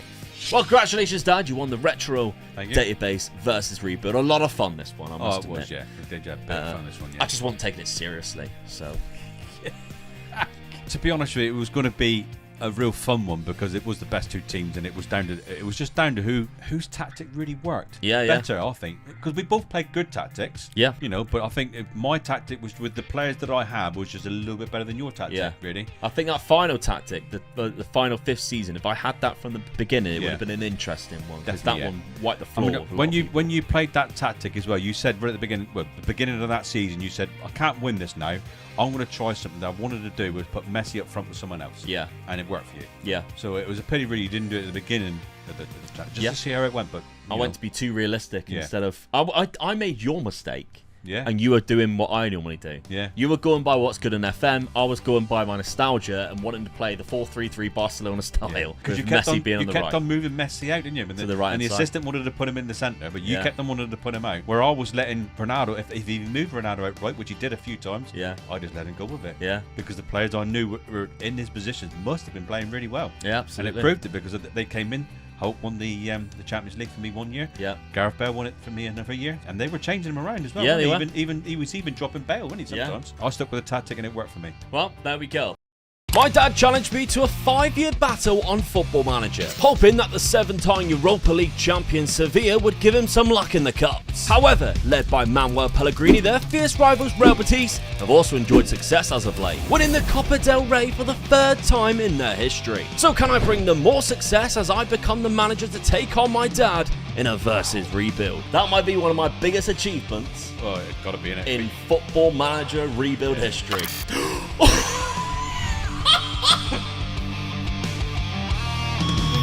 No way!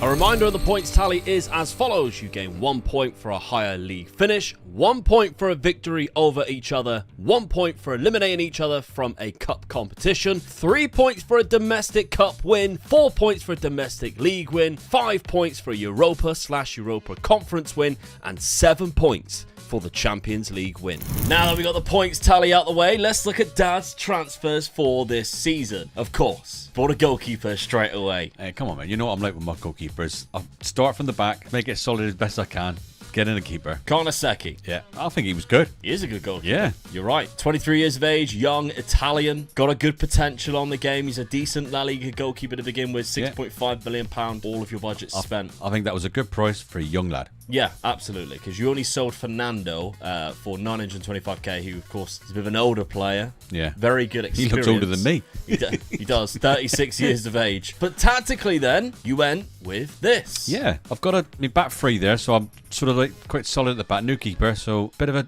a help in the sort of like defence to come win backs in front of that. Then I'm going attacking after that. Yeah. So your goalkeeper actually doesn't go into the best 11, but you were kind of happy with just letting it play out that first To be honest, season. I think they're going to fight it out between them, so I wouldn't be surprised. Yeah, Dimitrovic is all right. Yeah. Okay, so the rest of your team looks like that. Ocampos is obviously... I've got a few good players there, really, I think. Yeah. My striker's a really good striker. Yeah, and the series one of the best strikers outside of the top two. He normally gets quite a lot of goals. Ocampos is a very good winger on the game, which is the reason why you've gone a bit asymmetric in there. And your old friend Lamella. I love the way this guy runs. When he was at Spurs, I called him Bambi because he just sort of like pounces everywhere.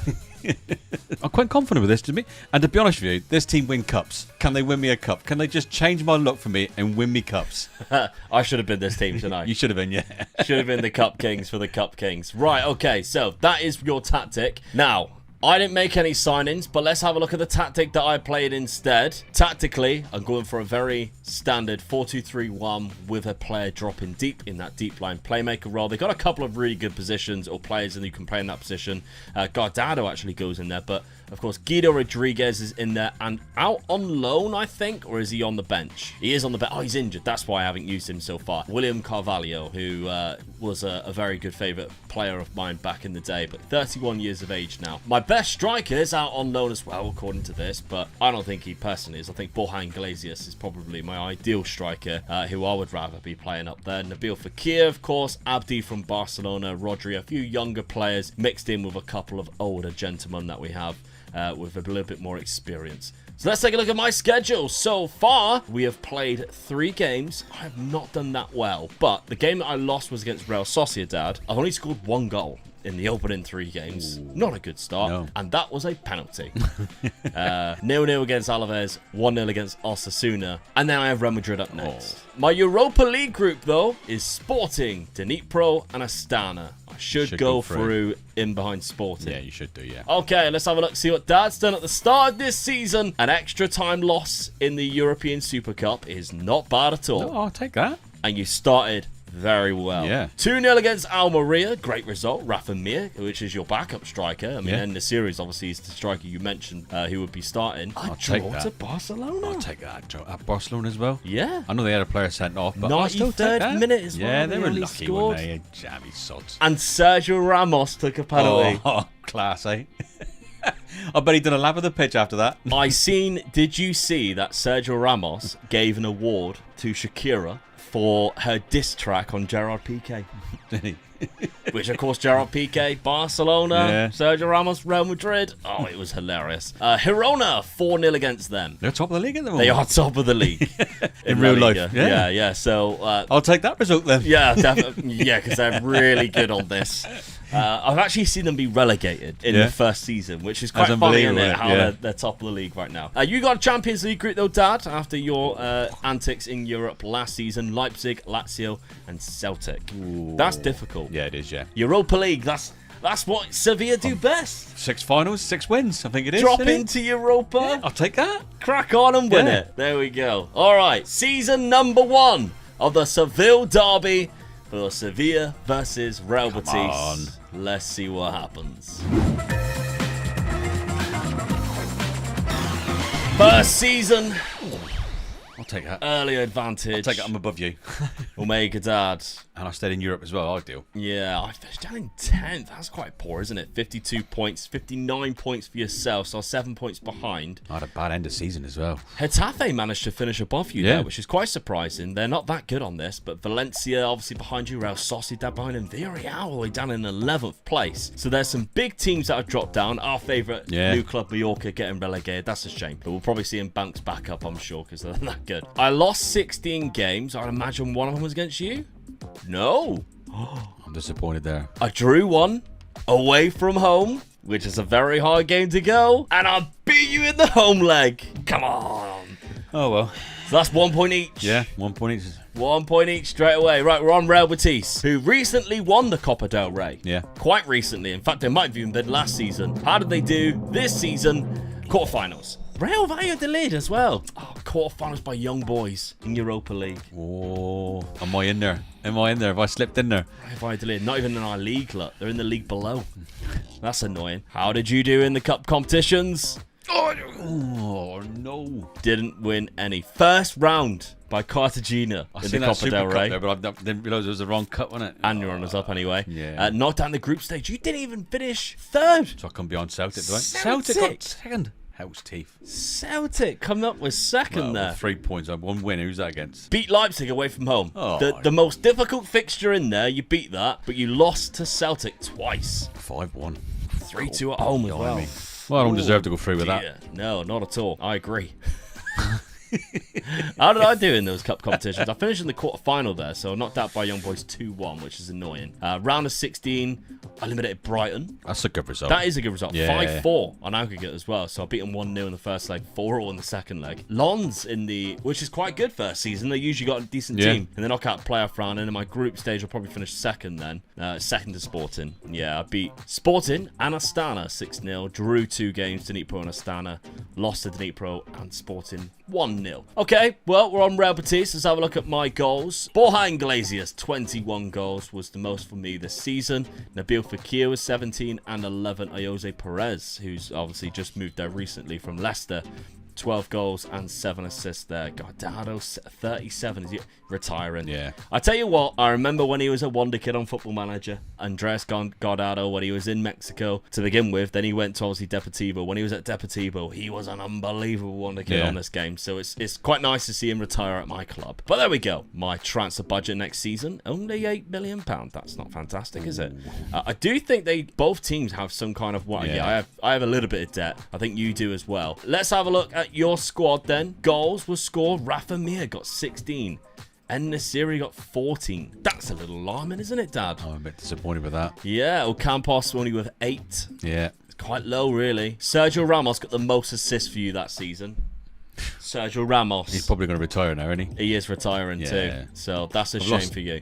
I'm quite happy with him coming to my club to retire. Yeah. He could still go. Look how good he is. I can still put him out there, couldn't I? Still do a job for me, good. Your transfer budget for next season is...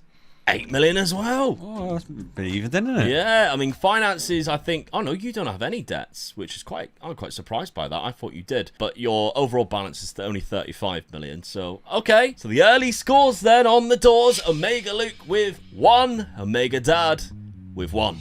Close.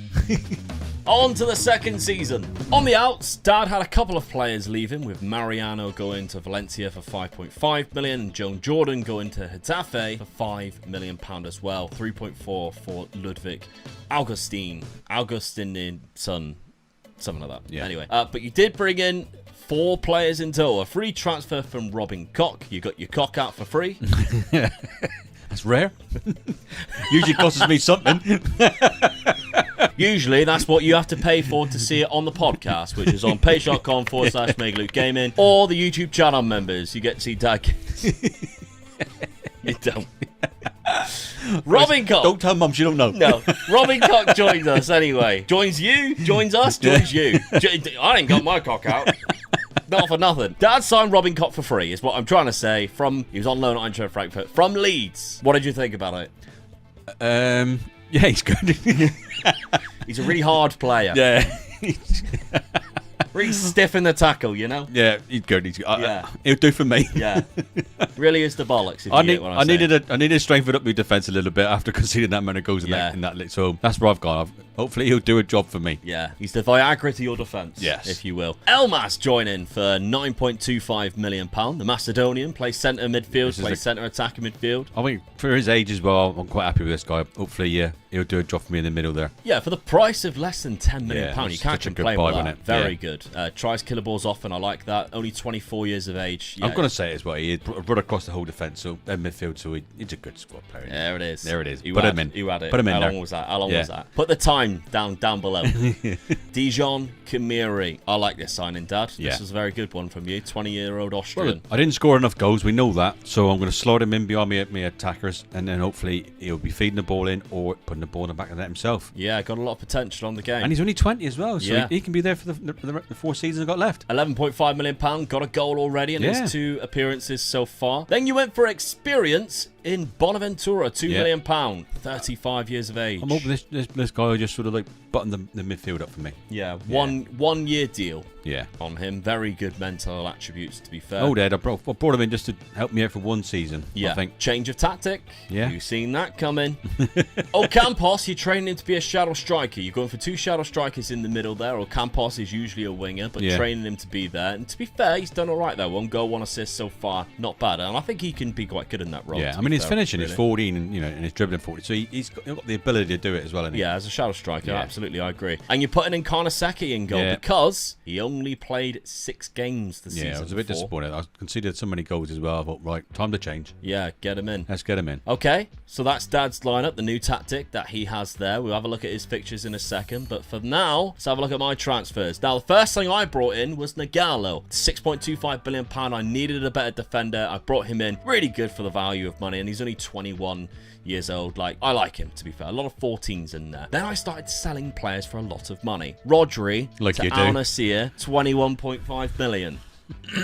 Gets better. Juan Miranda, £24.5 million. Another 1.4 for Willian Jose as well, which is just extra wages getting off my wage budget. Choquinho also joined us from Benfica on a free transfer. It's going to be more of a squad player for my centre mid, to be fair. You can just fill in those different roles. I don't really intend on starting him a lot. I don't think he's that good. But then I thought, right, okay, with this new amount of money, what can I do? I needed somebody for the future who can last me the length of these 5 years. Marcus Leonardo. I like the look of him. Yeah. Very good Brazilian attacker. Can also play on the wing should we need him. He's only 21, £15 million. Got 3 goals in 4 appearances so far. Hit the ground running. Yeah, absolutely. Because quite frank, I didn't have a lot of goals last season. So players out on loan scored more goals than what I actually had at the club. Manu Sanchez from Celta Vigo, £7 million. Just a good backup left back because obviously I sold Juan Miranda. I think I've got another left back in there which is better. Abner Vinicius, he's right at the top there, perfect. And Davy Klaassen joined me at the end of July on a free transfer. He didn't have a club. I needed another midfielder. That's a good signing. It's a good signing for a free. Yeah. 31 years of age. Bit of experience for a year or two. Let's see what he can do for me. But there we go. Those are the signings that I made. My tactic, I'm going with the same thing. I've changed a couple of player roles, though. That's all I've done. I think my shape was fine. The players in it weren't. Yeah. So I've changed the shape a little bit. And if I did pick without restriction, which looks like this, Rodriguez and Carvalho, that's my best midfield right there. Abdi on the left, Enrique on the right. It says Jose Perez up there, but I have been playing Marcus Leonardo, and I think he's a better option for that role. I think Marcus Leonardo will push his way into that because Jose Perez, not a very good striker. His finishing's 10. That's not, yeah, you not good at all. Striker in with that sort of finishing, do you? Not at all. We've got Bellerin on the right, Abner Vinicius now on the left instead of Juan Miranda. All good. My schedule then, it's not looking good in that regard. I said all good. Maybe not. You had one good game. Yeah, 1-0 against Alaves, which was Marcus Leonardo, saved us a point there. Then we lost to Valencia, 2-1. Luis Enrique put us in the lead. And a fantastic result. I mean, 7-1 against Granada. They have just been promoted, I believe. But Luis Enrique, Fekir, and Leonardo all getting braces. Not for their teeth. On the pitch. And Abdi managed to score as well. And Real Oviedo, another one of the newly promoted sides, beat me 4-3, which is disappointing, I must admit. So that's sad. I'm 16th at the minute. But hopefully we can change all of that around. Dad, your tactic, if I did pick without restriction the best 11, the reason why those 2 players are in there is because they come out of it, but the rest of it you are kind of happy with. Yeah. And so you should be. Schedule. Let's have a look. You've played a lot of games. Oh, yeah. Qualifying for the Europa Conference League. You obviously beat this team here, Cherkasy, quite easily. You then beat Shamrock Rovers, and then you beat Górnik Zabrze, which is a Polish side. Now you're in Europa Conference League. That's a very good competition for you to win. I love that competition. Yeah. Well, oh, yeah, I'm sure you do. As a kid, you always dreamt of winning that one, didn't you? He talks a lot of crap. Come on, can I win a cup in that league? Surely this team can win me a cup. So, in La Liga, though, you lost to Barcelona first game of the season. I'll take that still. But you take a 3-0 loss. Yeah, Barcelona at the start of the season. You beat Atletico. There's certain games you don't expect to get anything, and that's one game you don't expect to get anything. So beating Atletico, though, 2-0. I'm happy with that game, definitely. Yeah, absolutely. Then you beat Las Palmas 5-1. So, overall, it's looking quite good. Yeah, Unfortunately, you did lose to Real Sociedad at the end there, 1-0. But that's a very difficult place to go to. Yeah. They're quite good on this game. So, not a bad start. No. I'm happy with that start. Yeah, your Europa Conference League group Well, you're in the group stage now, so it's that long one. So we'll look at your fixtures instead. Sheriff, SJK, Olympiacos, Dnipro, Havnar, and Austria Vienna. So you only got 6 games. I should qualify from that, shouldn't I, really? Yeah. Well, I wonder why you haven't got any more games. That's a bit bizarre, isn't it? I thought usually you'd play 8 games, but all right, fair enough. Maybe in the first season there's not enough teams in Europe to fill it. Nobody wants to be in it. I've already played 6 games in that, so yeah, there were qualifying stages. You're still got to get there, aren't you? Yeah. Of course, my players are knackered. All right then, with the scores tied at 1-1 in this first season, how do we get on in the second? Second season. Oh, yes. Oh, 1 point more for Omega Dad. 1 position higher, but 5 points. 5 points, yeah. So clear, I've finished the season again poorly. Yeah. I had a better goal difference than you. Yeah. You won 2 more games than me, though. You lost 11. Barcelona won the league, only losing 1 game to Real Madrid as well, away from home. Oh, I bet they were the one game that you'd expect them to lose. So, okay, you lost 11. It's one of them against me. Yes! Come on. My place is like a fortress against you. So that's 1-1 again. 1-1 again. Come on, but did I lose? No!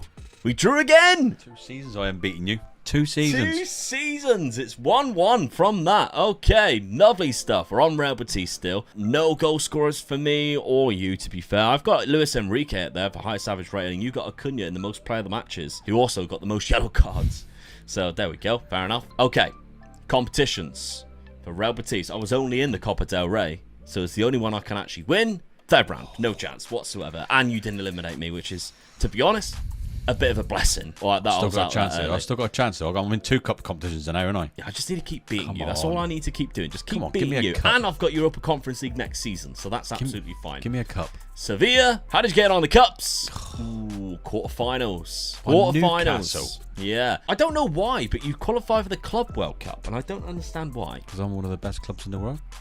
Quarterfinal by Newcastle, quarterfinal by Valencia there, which you eliminated by 2-1. Who went on to win that? Barcelona in the final. By the way, Real Madrid final. So, we noticed at the end of last season, the winners for the season before was Elche. Yeah, what a chance that was for one of us to win that, wasn't it? Yeah, unbelievable. How the hell did they do that? In the Europa Conference League quarterfinals, that's a tough game to come up against there. The rest of the teams, I think I would have stood a good chance of beating. Absolutely. They beat you 7-3 on aggregate there after a really good last game there. In the league phase, you finished 6th place. Only lost 1 game to Olympiacos. You drew 1 to Sheriff, and you won 4 games there quite comfortably as well by the looks of it. How did you get on in the other fixtures? In the knockout round playoffs, you obviously didn't play. Round of 16, you eliminated Dnipro, who you already played. Yeah. And in the quarterfinal, that's when you come up against Newcastle. Squad-wise, goals, that's better from you. 30-something. I'm pleased with that. That's a lot better because he was terrible the season before. 16 for Moscow. I'd like to see that go with a bit more, into the 20s. But 37 for your leading goal scorer, that's good, really, because then you probably more. Well, if this Oscar's give me 10 assists, didn't he? So I'll take that. Yeah, because he wasn't at your team the season before. He was out on loan. Yeah.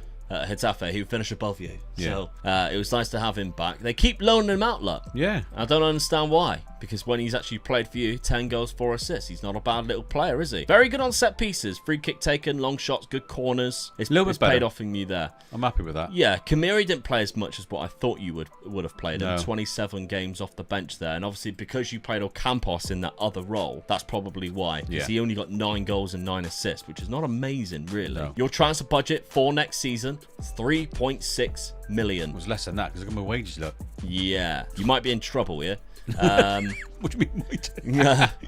No, I don't understand why they're just not giving you anything. They don't want to support me, do they? No. It's usually because they probably won a cup by now and I haven't won nothing. Who can blame them? 18 goals from Luis Enrique, which is my winger. Marcus Leonardo, who was probably my striker, got 14 form-wise. Yeah, he plays my striker. He only got 14. Abdi got 13 and 12 assists. Fakir, who's injured again. 4 to 7 months. Brilliant. I need a new centre attacking midfielder then. Okay, that's not great. Considering where I finish, I'm actually quite surprised. Yeah. With that. Yeah, definitely, yeah. 27 million. I'll take that, though. Thank you very much, board. Oh, I just don't believe that. Not only do you get the big transfers going out, you get the bringing money off your board as well. Well, there we go. Let's have a look then at the points tally at the end of this second season. This isn't going to be hard, is it? No. Okay, so the season points is Omega Luke with 1, Omega Dad with 1, and if my maths are correct, the total points are Omega Luke with 2, Omega Dad with 2. Before we take a look at season number 3, though, a lot of you were always asking, Luke, why don't you do a 10-year rebuild and, do lower league rebuild? Well, we've kind of done that now, Dad, haven't we? We've started one. And we've started one, yeah. Yeah, it's going to be a weekly episodic type of thing, so one season is one episode, and it started already. It's come out last week. It's Wrexham versus Notts County. It's race to the Premier League, and I'll leave it at the end of this video to click as soon as this one's finished. Right, Dad, your season number 3 transfers. Yeah. You did sell your right back quite early on, Montiel, for £18.5 million. It's good money for that position, really. For that player. I needed a bit of money. I had a few plans for a few players to get in, so I needed a bit of money. So my boy wasn't going to give it. I had to sell players. Yeah, you also sold Januzaj as well, who's 30. So your right back that you brought in, Pedro Malheiro, on a freebie as well. Good. So yeah, I was quite happy with that. Yeah, slot straight in there. Sold one for money and bought one back. Who's 24. Yeah. So not bad at all. Yeah. You lost your backup goalkeeper, Nyland, which allowed you to do your favourite thing in Football Manager, is sign goalkeepers. And you signed Sherpen from Brighton, who's very good on the ball. Yeah, I was quite happy with that. He's also I don't think I was going to beat the keeper I already had there for the money that I could afford, so he's a good reserve keeper. Yeah. Now you have a player in your team who is one of the older players in your side, which is this man here, who is your centre defensive midfielder, and because of that, you decided to sign a future player for that role in Rodrigo Villagra. Yeah. 24 years of age, Argentinian, from the Argentinian leagues, is it? Yeah, Teleres. So £9 million is not bad at all. No, I thought it was good. Even if I wanted him to come straight into the team, I think for £9 million, that's quite good for a 24-year-old. Yeah, he's a good player. Fantastic positioning, vision. Good at tackling and passing and marking. Absolutely. Really good at that ball-winning, destroyer type of player. But he's also decent on the ball. Yeah.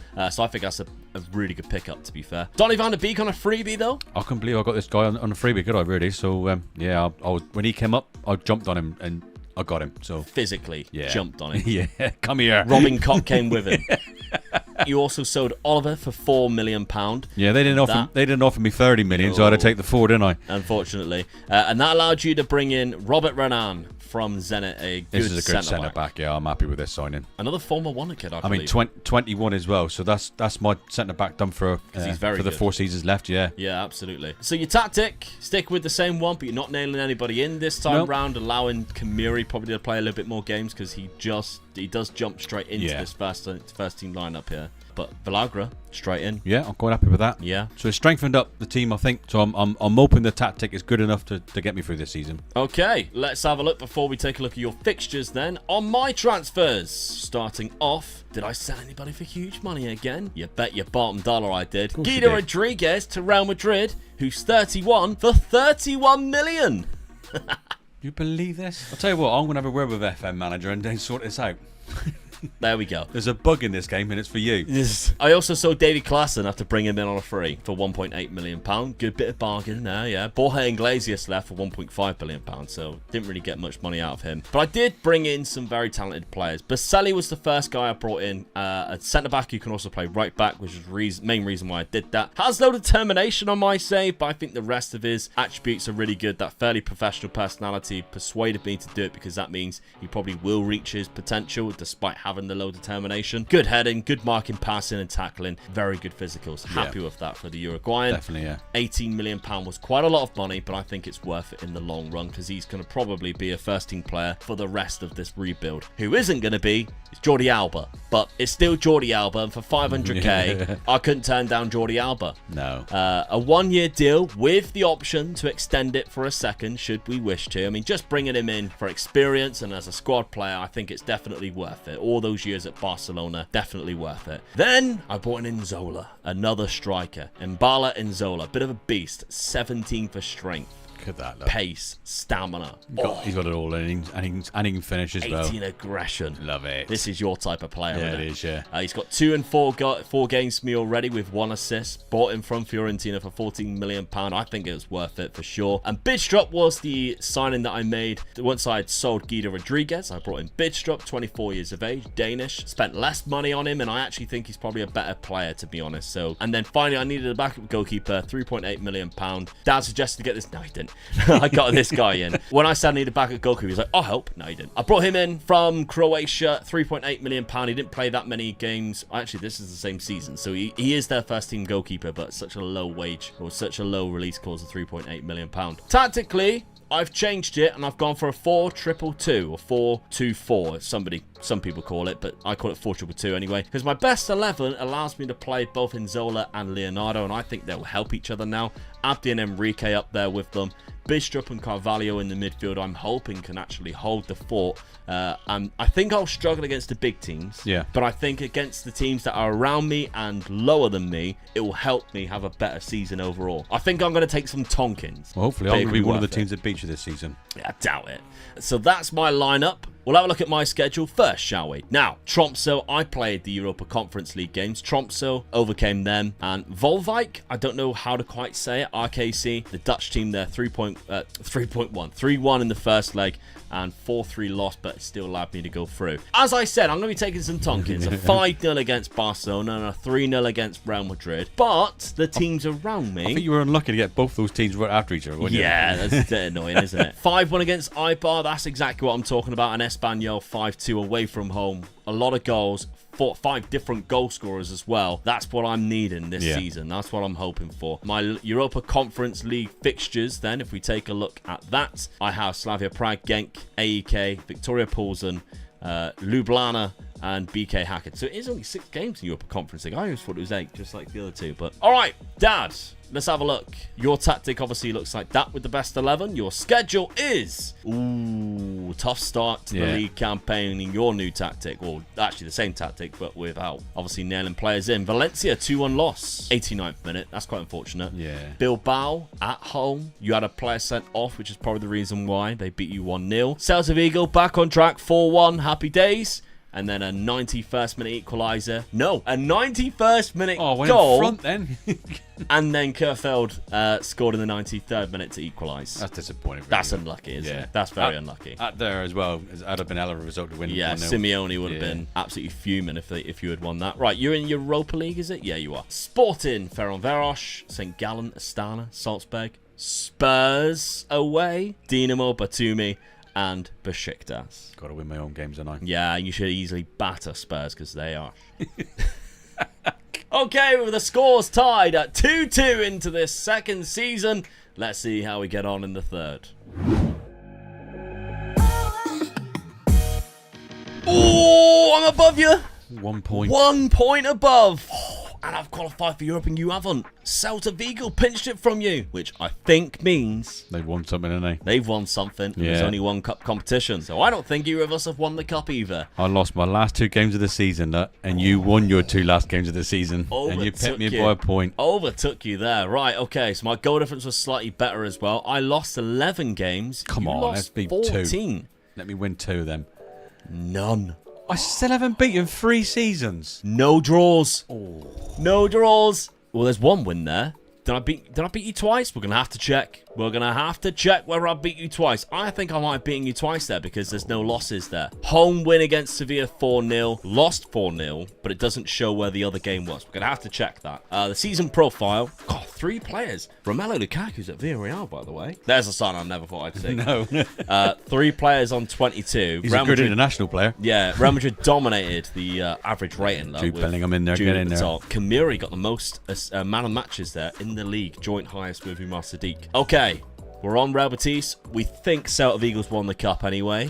Celta Vigo knocked me out. That's a good thing. Oh, semi-final. Rapid VN. Oh, that's poor. They went on and faced Atalanta in the final as well and lost 1-0. Oh, I need to win a cup now. That'll put me right back in again, won't it? That was mine to win that. Yeah. Won 3 games, drew 2, lost AEK. Ooh, that's a bad one. Knocked out Dynamo Kiev, 10-1 on aggregate. 8-1 in the home leg. Round of 16, I knocked out Midtjylland. In the quarter-final, I knocked out Zurich of Switzerland 7-3. Lost to Rapid Vienna. That's disappointing. We think we know the cup winners. It wasn't you. Quarter-final by Spurs. Any team but. Oh, no. Brilliant. So you didn't get very far either in that competition. Quarter-final. Tottenham Hotspur on penalties. Oh. Is that because you beat them in the league phase? 4 games. No, you didn't. Draw.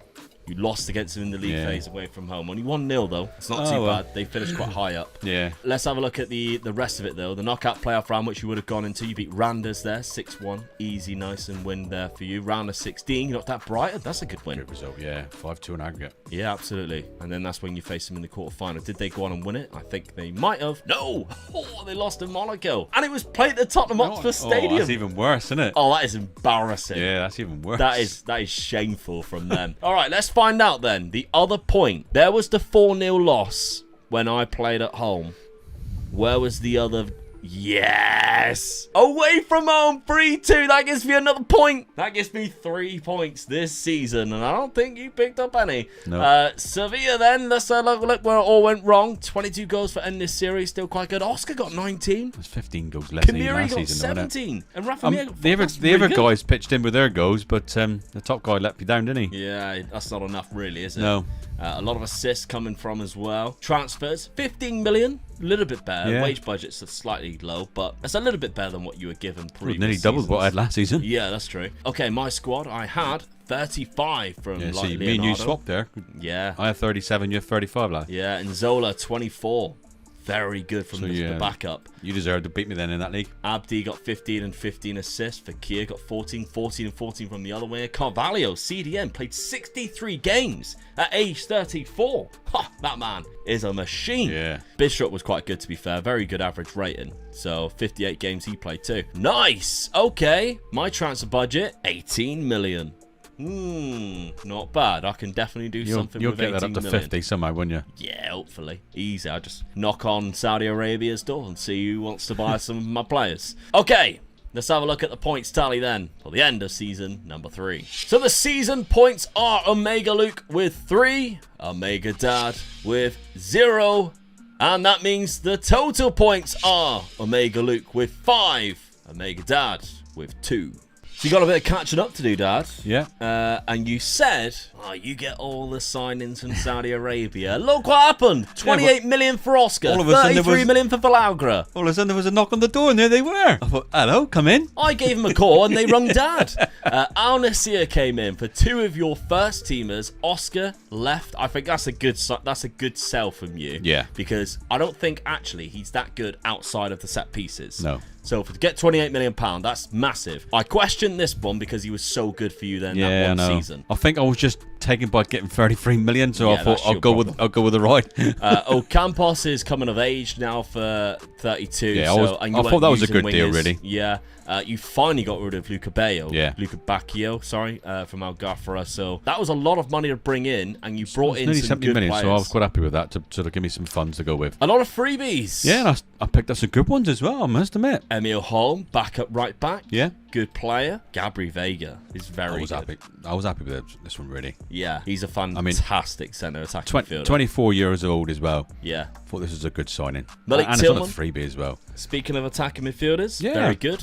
I was happy with this as well. 6'2", bit of a beast. Ain't got a penny except for wages. I was happy with this. Backup striker and Even Gasson. Yeah, dribbling, finishing, and first touch 14. Yeah. And he's quick as well, so ideal for a striker. 6'1". Yeah. Sergio Gomez from Man City. Yeah, that was another sign I was really pleased with. Left wing back. Yeah, and I still haven't spent any money yet, so I'll chuff the bits with this at the moment. Then you spent money, £32 million. You splashed it all in one go. Eric Martel, centre defensive midfielder. So this is the guy that was going to replace the one I sold for the big money for 33. Yeah. So I questioned this one because I personally thought the other player was better. You're probably right, and you are right, to be honest, yeah. But I think I sold him, I got the money in, which allowed me to do all those players with the wages that I had to forking out for them, and I still got this guy in as a replacement, and he's only 24 as well. But you already had all the wages because you didn't sell him until mid-July. What can I say? you just see the big money. They come knocking, and I just sort of yeah. I asked for that type of money, and they took it from me, didn't they? Oh. I questioned it, but okay. Nino was £11 million signing for a centre-back that you needed to bring in as extra reinforcements. Quite a good signing, to be fair, for the price of £11 million. I think that's quite a good deal. Tactically, then, you've changed it. Last season, I didn't score as many goals as what I think I should have done. Yeah. It was something you said in the last season, which was, I might lose against the top sides, but I've got to beat the sides around me. Yeah. That's the tactic I'm hoping that'll do it for me. I'm going to attack them. I agree. I think that's definitely the game plan that worked for me last season. You've got Vega coming in there, which is surprising. I thought he'd be a little bit further. My centre defence, I think, are really good. I'm quite happy with my goalkeeper as well. So I think my top three are really good. So I'm hoping that they're going to gel and bang in the goals for me. All right, okay. And at the end of the day, you can't win a game without scoring a goal. You can't. That's correct. Let's have a look at my signings, though, because I didn't really sell anybody, even though I went knocking to Saudi. Hector Bellerin for £5 million, as much as what I got out of anybody, really. But I did also make some free signings, including Jadon Sancho. Good signing. Good signing. Yeah. He said sorry to me. Well, there you go then. If he's man enough to say sorry, then you got to take him in. That's it. Yeah. I think the best signing I made there was Mies Hilgers from FC20. Fantastic centre back. Yeah. Really good. The only downside I think is potentially he's only 6 foot, which he does have good jump and reach though, which might make up for it. But only downside I'd say maybe that in positioning. Outside of that, I think he's phenomenal for a freebie. I think that's really good to be fair. Had a great couple of seasons above 7 average rating. If you can get anywhere near for me for that, I'm playing well, which means we're happy days. Brian Aguirre, £7 million Argentinian on the left-hand side. More of a backup, if I'm honest, because I've got Abdi out there, who's phenomenal. £7 million, but he can also play up front. That's helped me out because I've had Enzola out injured. So he got myself a goal as well, so I'm happy with that. Then we move on to the August signings. I brought in Colpani on a freebie in August, and he's probably one of my better players. Yeah. Nobody come in for him. He was released from Monza. Nobody came in for him. I went for him. All of a sudden, everybody wanted him. Which happens all the time. I love it sitting here watching him get wound up because no, they want him. I put in a bug, didn't I, into SI because one of the players that I went for, it was either this season or last. I tried to sign a player. They wanted 250 grand a week. They had just come out of being in Saudi Arabia, I think. Yeah, they wanted 250 grand a week. They weren't at a club. This was gone past the transfer, like their contract. They were released. They wanted 250 grand a week. I said I could only go up to 170. They said no. Within a week, they signed for Saudi Arabia, for a club in Saudi Arabia, 67 grand a week, wasn't it? Yeah. Disgusting. So I put in a complaint. I reported it as a bug. Because I think that's wrong. I think the only reason why they should go for lower wages is because it's a high reputation club that they want to play at. Yeah. They shouldn't be going to Saudi Arabia for a third of the money. When you try and sign these players, you know for a fact that they're coming from Saudi Arabia. You got to be looking at 150 a week. You got to pay them. Yeah, wages. Yeah. You got to expect that. So if they're going to go back there, well, they should be going back on those type of wages, shouldn't they? So Colpani, anyway, it's a great signing. 27 years of age, Italian, good centre attacking midfielder. He's probably my best shadow striker now, so that's pretty good. And Fabio Blanca was just a backup winger who I brought in because I needed a couple of extra legs. I think Luis Enrique got injured for me at the start of the season, so I decided to bring somebody else in. Let's have a look then at my tactic. Gone and changed it. Inverted, or inside forward side on support, shadow striker. 2 strikers up there now with a ball-winning midfielder right in there. So my pick without restriction best 11 looks like this. I got Kyle Walker-Peters on the right. I forgot to say I signed Kyle Walker-Peters. You might have seen him on the page, but he's in the side, all right? I got him on a free transfer. Abner Vinicius, they got good links already. Enzola, Marcus Leonardo, everything's looking quite good. Originally, I bought Jadon Sancho to go in that role. I think he'd be a really good shadow striker, but then because of the injuries that I've had to Luis Enrique, who broke his lower leg, out for another 4 months, and Enzola, who's been out since whenever it was, the 3rd of August in a friendly. So I haven't had him either. Then I've been able to change things around. So Sancho's actually been playing a lot on the right-hand side and developed a nice relationship with Kyle Walker-Peters. Colpani's come in. done really well for me. So I'm happy with that. My schedule looks like this. I played a lot of games in the Europa Conference League. 2-0 in both games against Göteborg. 5-1 there against this team. And 4-0 puts me into the Europa Conference League. But let's have a look at the league fixtures. There's a point. There's a point already. 5-2. Time I haven't beat you. For the victory. We play each other the first game of the season. Real Sociedad, a 1-1 draw. Getafe, a 2-0 loss. That was disappointing. And a 1-1 against Almeria. But I won the important one, and that's the main thing, I guess. Over to Dad, then. Let's actually have a look at my Europa Conference League fixtures first, actually. Let's have a look. Torino, Tutor, Chelsea. Why Chelsea in this? Trabzonspor, Silkeborg, and Spartak Trnava. Where are they from? I'm curious. Slovakia. Right, I like to know where these players come from. Oh, these clubs come from when I play against them, to see where I'm traveling to. Dad, obviously we know your tactic. We know your best 11. Yep. Your schedule. We know that you lost the first game of the season. 5-2. That sort of knocked me back a bit as well, doesn't it? 1-1 against Bilbao. That's difficult, especially, you know, they play quite well in this so far. Barcelona only 2-1. It was close, wasn't it? Yeah. Then you beat Atletico Madrid. You had a very difficult start of the season. Yeah, really happy with that result. So. Yeah. No Europa League or anything like that football for you, though. That might be good for me. That might be good for you. Even though I've lost to you already, so I'm 1 point down already. That still might be good for me. Absolutely. Okay. Trailing points already and losing another point. Let's see how he does in season number 4. Can Dad catch up? Let's find out. Okay, Sevilla in 3rd. Get in. That's Wow. it. That is more like it. Oh, I dropped out of the top 4 on the final day. Oh, which means I probably would have gone above you as well. No, I lost on the final day of the season, and I could have gone above you. Oh, that's so annoying. Real Madrid bumped up into the Champions League. I lost my last game of the season as well, so if I'd won mine... That's what I mean. I would have won and gone above you. Didn't take advantage of it. That's so frustrating. Who was that final game? Las Palmas. Really? Oh, that's so heartbreaking. I lost 7 games in total, and I finally lost one to you. Yes, get in. That's 2 points finish for above you and beat you as well. Get in. Of course. I already beat you at the start of the season. I know, yeah. 2-1 so far. Obviously, though, cup competitions, we might stand a good chance now. We've got 2 good teams. Barcelona won the league. It's got 100 goals, everything like that. Do we have any players in there? Kamiri, 22. Yeah, I've said it was a good sign, didn't I? Yeah, but you didn't sign for a goal, did you? Cup competitions, we're on Real Betis. I was in the Europa Conference League. Chelsea. Oh. 4th round by Getafe in the Copa del Rey, which we haven't mentioned yet, is your favourite trophy. Yes, it is, yeah. Yeah. I do like this cup. I have the DFB Pokal, Yeah. you have the Copa del Rey trophy because of the size of it, yeah. Whenever I think of that cup, I always think of Real Madrid dropping it off the bus on Sergio Ramos. Yeah. Sevilla, how have you done? Oh! I thought I'd done it then. Oh, no. Runners up in the Copa del Rey to Real Madrid in extra time. Oh, you're joking. You equalised in the 85th minute, and David Alaba scored in the 109th to win the Copa del Rey. I just can't get this curse off my back, can I? No, absolutely I honestly not. thought with taking over Seville, I'd win a cup. Yeah. I honestly did. You still got a season. Still got a season to do it. Yeah, but you get into the final and you lose. Yeah, that's such a shame. I needed that. I desperately needed that for the points. 30 goals for Ed Nasiri. Yeah, that's good. better, yeah. 23 from Kamiri. That's very good. Elmas, 10 assists. That's so decent. the new tactic slightly worked. I scored more goals. I finished higher in the league.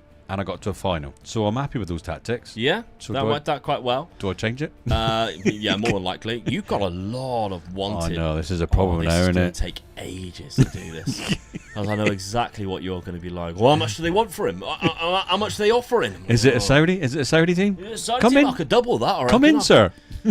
48, I could definitely get 60 million for him. Here we go. Oh, your transfer budget is £13 million. Oh, he's definitely going to want to sell all of those players. Let's have a look, see what I've done. Oh, where did I fit? Quarter-final by Chelsea. So they're not 4-0. That's unfortunate. League phase. Oh, I qualified. Straight through. 4 wins. 8-1 in there as well. When I travelled to Slovakia, you see. Lost 6-3 to Chelsea there. That's a shame. So I went straight into the round of 16 and I eliminated Levski Sofia into the quarter-final where I lost to Chelsea. Not great. 30 goals from Marcus Leonardo, though. 22 from Inzola. 20 from Kolpani. who's injured. So it's not a big one. Knee ligaments. Ooh, that's all right. 18 from Abdi, 16 from Aguirre, 13 from Jadon Sancho. That's unbelievable. 6 players in double figures. Yeah, it's good. Happy with that. Yeah. Oh, I've also got a lot of wanted. This is going to take ages to do this. I just know it already. It's going to take so long. My transfer budget is £12 million. I also don't have a lot. About the same then, really. So. Yeah. Okay. Let's talk about points. So the season points is as follows. Omega Luke with just 1 point. Omega Dad with 2 points, which means the total points is Omega Luke with 6, Omega Dad with 4. 6-4, Dad. It's very close. It's close. This is really good. I mean, it's not a lot of points in it, as in the amount of points we've earned, but I'm still pleased. I'm in it still. Yeah, because you just know those two. You just need to beat me twice in the league, and then that's Then it's like okay. Well, if I finish higher than you in the league and I beat you twice, there's the 3 points. There's the 3 points. Yeah. Then it's down to the cup games. Yeah. So you've won it. Okay. Yeah. The Cup King. Well, I've got nowhere near the cups at the minute, though. That's the trouble. Let's have a look at your transfer business, though. You sold a couple of centre-backs in Gattoni. I think they actually wanted to go. When the offers were coming in, I think I refused them first, and then they were not very happy that I was refusing them. So Marcal went out for 3.2. When they come in again, I had to let them go. So, yeah. Rafa Mir out for £7 million. These are squad players more than anything. Yeah. Oh, you got your cock out and it's gone. Yeah, unfortunately. Got rid of your cock. He was just costing me too much money. Yeah. Get rid of him. Hard to upkeep, wasn't he? Yeah, he was, Yeah. So you transitioned, have you? Yeah. £7.25 million. He has now left the club. But he brought in quite a lot of players. Yeah. Rodri Ibanez on a free transfer. Good centre-back. I thought this was a good signing for me as well. From Saudi Arabia, of course, running out of contract. Kevin Danso from Lens. Yeah. That's a really good free transfer. Yeah. Dewsbury Hall from Leicester. Another good signing. A lot of really good mental attributes. This definitely strengthens my midfield up now, which is what I'm hoping to do, really. And then finally, you just know he needed to buy one more goalkeeper before he left, didn't you? Well, the story behind this one, I bought all my free signings and all that. I had money left over, and the players I was looking at just weren't bettering what I already had, were they? No, they're not. So I just said to you, right, if I've got that money left over, let me look for a goalkeeper that I could have a better keeper with the money that I've got. And this guy was better than what I had. And my reserve keeper did want to go. Yeah. So it looked like I was going to lose my reserve keeper, so I had to buy a keeper anyway. Elia Capriel joins the club. 26 years of age. Italian goalkeeper. I'm happy with this. Yeah, he's good. He's good. So hopefully this guy will win me the league. Oh. Okay, Dad. Sticking with the same tactic, but you put in Gabby Vega. Yeah, they kept on taking him out, didn't they? So yeah, and he didn't play that much last season. 29 games, but only 8 starts. Yeah, and he's far better player than they kept on putting Donny van de Beek there. Yeah, and he's a better player than Donny van de Beek. Yeah. So we had to lock him in, didn't we? As you can see, he was asking because he wanted to play more games and even requested to leave, but you refused to sell him, so he starts every single game. Because when we do best 11 pick, he come out for Donny van de Beek. Yeah, there he is. So Gabby Vega would go straight in there. That's basically what you were playing. So my centre defence now looks really good with the extra players I put in there. Yeah. And my keeper's in there, so and my midfield players in there, so I'm happy with this. All right. Real Betis, what have I done? I actually haven't done a lot. I did, though, sell Aguirre for £29 million. A player I only signed for £7 million the season before. So, good bit of bargain. Not saying nothing. Paid in every single game, though. A word. 7 million up to 29. Lovely stuff. I also sold William Carvalho. It was time for him to go. 35 years of age. Got a little bit of cash for him. He wasn't going to play that much. I replaced them quite well, I think. A free transfer in Malcolm, who can play on that wing where Luis Enrique was. So I think he's probably a better player. But then I also brought in Prestiani for 13, who I actually think might play a lot more games. This guy's fantastic. He is the replacement for Brian Aguirre, as you can see. Then I got in some free transfers. I got Kondogbia join me on a freebie. Good centre defensive midfielder, which will replace William Carvalho. I then brought in Andre Amaro, a good centre back for £9 million on a release clause from Al Rayyan in Qatar. Then I splash. Oh no, because I also sold Nagalo 30 million to Saudi Arabia, after only buying him for $6.25 million. It's a good bit of business. Which is the reason why I signed Andre Amaro, which led me to have a lot of money, and I thought my now weakest position was Nzola, my striker, who's a bit of a beast. So I signed a very similar player who would, I think, overtake him eventually in Retegui, who is the Argentinian-born Italian striker from Genoa, 42 million. He scored 16 goals in the last 2 seasons in the Serie A. That's good. Very good for a Genoa side as well. I know he's 42 million, but he looks a good player, doesn't he? He does, absolutely. Very pacey, good finishing, first touch heading ability, all the off the ball teamwork and work rates. I love all that stuff. Yeah, definitely. Yeah. For my secondary striker as well, which I think is important because Marcus Leonardo is going to be my first striker. So tactically, then we're looking like this. If I went best pick 11, it does put Nzola in there, but I've only just signed Reticue, so I think it will take him time to go in there, and I don't want to nail a player in. I'm happy for them to just sort it out between them, if I'm honest. Jadon Sancho actually drops down to the bench. He was wanted for like the whole summer, wasn't he? And nobody was coughing up. Yeah. And I thought, no, you're not going to cough up. I'm happy with my team. My schedule, let's take a look at it. It's been a bit of a weird start, but we did beat Sevilla. Just don't believe my luck with this. 2-0. First game of the season for the second season in a row. I need to beat you both times, didn't I? Well, you need to do something, that's for sure. Barcelona. Unfortunately, I lost, but that's a close one. I actually took the lead from Nzola, so that's not too bad. He actually scored again in this result. 1-1 draw against Atletico Madrid, then a 5-2 win against Real Valladolid, who knocked me out the cup a few years ago, and I was very disappointed by it. My Europa League fixtures, let's have a look at them. Here they are. Norgeland, Roma, Nice, Cluj, Ajax, Galatasaray, away from home. Villa. Aston Villa. To hell, that is at Galatasaray, yeah. It is, indeed. I was waiting for you to say it, then you went on to Villa. You see someone put in one of our comments as well. Welcome to hell. So he was obviously a Turkish player or person. Let's have a look and see what Dad's done. So this would be what you're playing. Schedule-wise, of course, we know you lost already. Yeah. You also faced Real Madrid. That's unfortunate. 3-0 against them. That's all right, because the other 2 games I'm quite happy with those results. And you haven't Didn't concede a goal. Yeah. 5-0 and 2-0. So you lost against the potential champions and you lost against Real Madrid. Good times. Champions League, though, Dad. You qualified for the Champions League. I didn't, unfortunately, because of that last loss on the final day of the season. Lazio, Ferencváros. You got Porto, Manchester United, Salzburg, Lyon, Atalanta, and Liverpool. That's hard. I ain't qualified from that, am I? I'd like to think I could, but I don't think so. Their confidence. Lazio, Porto, Man United, Liverpool. Oh, I just think I'll be lucky, put it that way. Okay, maybe through the playoff system, possibly hopefully, you could do that, pick up a few wins there. So the scores was 6-4, it's now 7-4, thanks to that win against Dad. But it's all to play for still. I've got to win it. Final season, who wins the Seville derby? Is it Omega Luke with Real Betis? Or is it Omega Dad with Sevilla? Let's find out.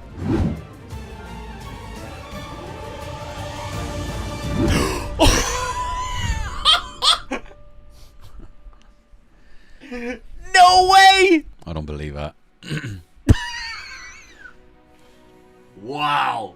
That might be one of my biggest achievements. Oh, it's got to be in it. In Football Manager rebuild history. That's got to be. That is up there. That is up there. Real Madrid, Barcelona are the 2 teams you've got to beat, really. Yeah. I mean, I'm quite chuffed to bits to think that I'm in there as well with them. Yeah. I mean, for us, both of us, there's 2 good seasons. Yeah. Brilliant season for you, lad. Well done. I mean, you only lost 4 games. Sometimes you can scrape the league with like a 75 to an 85 because other teams do poor. You needed them both to bad, but 92 points. They haven't. Both of those teams haven't played badly, have they? I mean, Real Madrid got 90 points and didn't win the league. Barcelona's only lost 4 games as well as you. Yeah. Oh, I can't believe that. That's unbelievable. 4 losses. Not against you either, I'm afraid. So I only beat you once in the whole challenge, innit? Yeah. yeah. 10 games. We did draw one when I went away from home, which means you probably did lose. Of course, that start of the season. Start of the season, yeah. Oh my! I can't believe that. That's completely thrown me. Dusan Vlahovic got the top score. I didn't even have top scorers, look. Didn't have anybody there. Leonardo in there with the second highest amount of player of the matches and a clean sheet from a goalkeeper I thought was my backup. What's he doing playing all those games? My goal difference was 55. Barcelona's was 68, look. Unreal. We're on Real Betis. Oh, I'm nearly done the double. Oh, God. Nearly done the double. Jesus Christ. I was expecting it to just say, like, knocked out. Hope it in me. Barcelona. Oh, thank you for that. Did you say you hope it in you? Oh, yeah, I'd beat you then, wouldn't I? Yeah, you lost. Beat me. Oh, no, I needed that, didn't I? You needed that to beat you. Oh, that's so annoying. Quarter-final by Tottenham in the Europa League as well. You celebrate. You just lost. Get out. That's a victory for me. Knocked out Rennes in the round of 16. I didn't play in the playoff, which meant I qualified automatically in the league phase. Oh, nice. 6 wins. Just to 2 losses, 2 draws, 0 losses. Very good. Yeah, what well a done. season I had. Yeah. That's I mean, top unbelievable. of the finish of the group. Top of the group as well. 8 out so. of 8, look. Yeah. They won. Did they go on and win the whole thing? I can't remember who won the final. Oh, they lost to Napoli. Ooh, wow, that's 2 finals they've lost. Yeah, yeah. All right, Sevilla, we know you haven't won the league. Oh, semi-final. The Copa del Rey. Semi-final by Barcelona. Nearly there. Yeah, that'd have been a good final, wouldn't it, for the last season? What was the score in that? Oh, you got... No. You beat them 4-2 in the first leg? Yeah. Lost 5-0. Oh, I was praying you would have got there. That'd have been ideal, wouldn't What a finale that would have been. What a finale. Knocked out the playoff round by Fenerbahce. You wanted to get there and you got knocked out by Fenerbahce. Done the hard work. Oh, you scraped into it. Just. God. I won 2 games. Only because the team below you, Shakhtar, had a -6 because they probably got pumped by somebody. You lost to Man United, Red Bull Salzburg, Porto, Lazio. Yeah, it was the teams I expected to lose against, wasn't it? Drew at Anfield, though. That's a hell of a result, Yeah. And beat Lyon and Ferencváros. Goals-wise then, 20 from Malik Tillman. Not even En-Nesyri, who did get injured in March. Yeah. Ooh. Oh, Gabby Vega got 13 goals and 8 assists from you, so you got a lot more goals coming in. Dion Kamiri did all right. Even Gassond actually played quite a lot of games up front towards the end of the season and picked up 13 goals. Actually, considering he didn't play much this season before, I mean, or at all, he's done very well there, hasn't he? Yeah, I'm happy 10 with that. goals and just 15 starts, 5 assists as well. So as a backup striker, he's done the business for you there. For anybody who is going to take it over on the save game file on patreon.com/MegaLukeGaming or the channel membership, if you wanted to take over Dad's Sevilla team, and try and catch my Real Betis champion side, you'd have 28 million. I don't believe that. Of course you would. First time they backed me and I'm not even there. The 6th season syndrome strikes once again. Dear, oh dear. Real Betis, though. 25 goals from Marcus Leonardo, 22 for Retegui, 20 from Prestiani. What a signing that was. The next guy was 19 as well. So 4 players, 20 plus type thing. You know. Well done. Yeah, that's why you won the league. Sancho was 16, Abdi with 12. Not bad at all. I mean, Sancho played 43 times, look, 16 goals, and he went on the bench at your starting 11. Yeah, mental, isn't it? Well, he was on the bench, sorry. Yeah, Prestiani was, what a signing that was. 9 goals, 7 assists just in the league for £13 million. But if you did decide to take over Real Betis, you'd have a transfer budget of just 8 million. Just won the league. You give me 8 million. I did the most miraculous thing in your club's history. Right, so the challenge is to take my team over and beat him in the league. Yeah. Playing the games and in the league table. Outrageous. They've only ever won the league once in 1935. I just created history for you there. Real Betis. All right, let's have a look at the final points tally then. Season 5 points are as follows. Omega Luke with 5. Omega Dad with 0. Which means the total points is Omega Luke with 11. Omega Dad with 4. I mean, it was close until the end. It was, yeah. I mean, last season was 3 points in it, wasn't it? Yeah, yeah. So, I mean, congratulations to you. That was a tremendous last season, so you deserve to win it. That's a well done. fluke. I think if you're going to win the league, you deserve to win the challenge, I think. Yeah, compared when to you got Real two Madrid teams. and Barcelona in the same league. Yeah, absolutely. Today, my dad takes on the task of rebuilding Real Zaragoza in Football Manager. The 6-time Copa del Rey winners last lifting the trophy in 2003, who also faced a very good Arsenal side in 1995 and went on to beat them 2-1 to lift the UEFA Cup Winners' Cup, and a team who currently play in the 2nd tier of Spanish football. Dad, you've taken on the challenge of Real Zaragoza. They're in the 2nd division of Spain. Yeah. They are a bit of a yo-yo club, I think. They go up and down quite often. That was another reason why I decided to take them on, a bit like the Norwich one that I've done from the Championship, really. I'm quite fond of a couple of their players, I must say. I mean, there's one here, your vice-captain, Alejandro Francis, a signing that I've made quite a few times. Yeah. And they also have a really good striker too, which we're going to have a look at in a sec. But you did make some kind of transfers. Now, you sold a player, 1.1 or 1.4 million pounds. He's very good. I'm surprised you decided to sell him. I was trying to get some money in to buy a few players, but I couldn't buy anybody. No one wanted to come to me. Right, okay. So it might have been a bit of a waste of money getting rid of him. I might have been better off keeping him, but I was trying, but I just couldn't get anybody to come to me. Yeah, because you only got 2 loan players in, Yeah. and that was your budget I gone. mean, that was in August as well, so I was trying. Yeah, you got a left back here who looks like he's got no ears. He definitely has. We can confirm. There's tiny bits of ears there. But Nilton Varela, he is in the club, and then Roger Marti. Now, this is the good striker. Yeah, this is the guy I was hoping was going to get, score the goals for me to get me up. Yeah, so. On loan from Cadiz, he's got great finishing ability, good anticipation and off-the-ball teamwork, and he likes to beat the offside trap. Good signing, that is. Yeah. All right. So because I got him in, my tactic was very attacking. Oh, let's have a look at it then. Oh, it is attacking. Yeah. Oh, where have I seen that one from? Yeah. Guys, if you like the versus rebuilds, check out Race to the Prem. The full compilation is out now. Have a look at the end of the video. I'll pop it up on the next video to watch, so you can click it on the end screen. Definitely give that a watch. But anyway, there's a lot of loan players in there, but as we know, in the second division, it's really good to do that. Yeah. Okay, this is not a bad team, to be fair. Yeah, I really recognize him before. I'm wondering whether he's been around. Yeah, he's been around the block. I've seen him around. The fullbacks on support. Do you know what? I think all of the player roles are okay, really. I think you've kind of nailed that one. That for my first season that you played, didn't it? Because this was one that you've done. You had done a few in the past, and then this was your 4th one, maybe. Yeah, probably, yeah. I can't remember the order of which you've done Parma. it. Yeah. This is where you were starting to get one, used to building tactics a little bit more. Yeah. Really good. We got Vallejo up front there, which is a good striker as well. Manu Vallejo, who's been around the block again. Yeah. Played in the La Liga with Valencia for a full season now. We can see and got 5 goals. In the second division, maybe he is dangerous. But this is the man I like. Yeah. Ivan Azon, because he's only 20, so he has a good potential on the game as well. Good finishing, heading ability. He's one of these where it's like the work rate's there, the bravery's there. He's good at jumping. He's a bit of a target forward, and that's good because that's the role you got him in. Target forward on support. Best 11? No, so it does put Sinan Bakis in. This, but There's a lot of strikers though, for the second division. Well, if I'm going to play very attacking, I've got 3 strikers, so I needed a couple in support. Exactly, yeah. So, we know there's 2 at least to back up. Okay, let's have a look at your schedule so far. How have you been getting on? It's a good start. Yeah, it is a good start. I mean, I did see US second in the league and only dropped 2 points there to Racing Santander. You got a lovely 3-1 win, 3-0, and beating Villarreal's B team 2-1. It's a very strange division because obviously you've got some of the B teams in there. Like Villarreal B team is in there. I think that might actually be it for this division, which is it's quite rare actually. Yeah. Some of the other clubs though we often see in La Liga, Espanyol being one of them.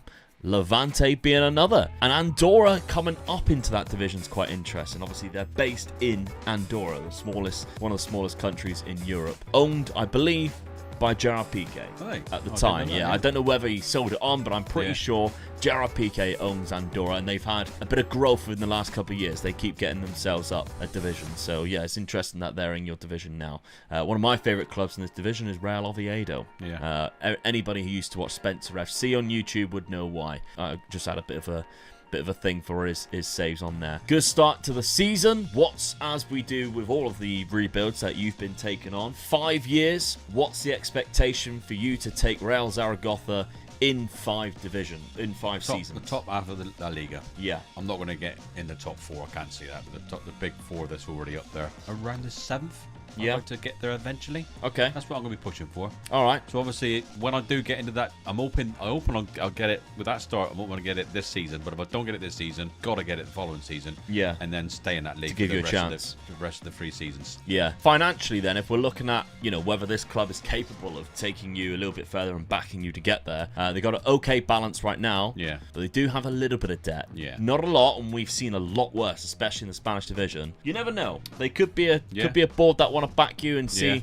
How it goes. I think I've got to get a few players in because I've got a lot of loanee players as well. So that's the trouble. You can't keep doing that and staying in the top leagues. No, because then it's a brand new squad every single summer, isn't it? Okay, let's simulate this first season, see how that gets on.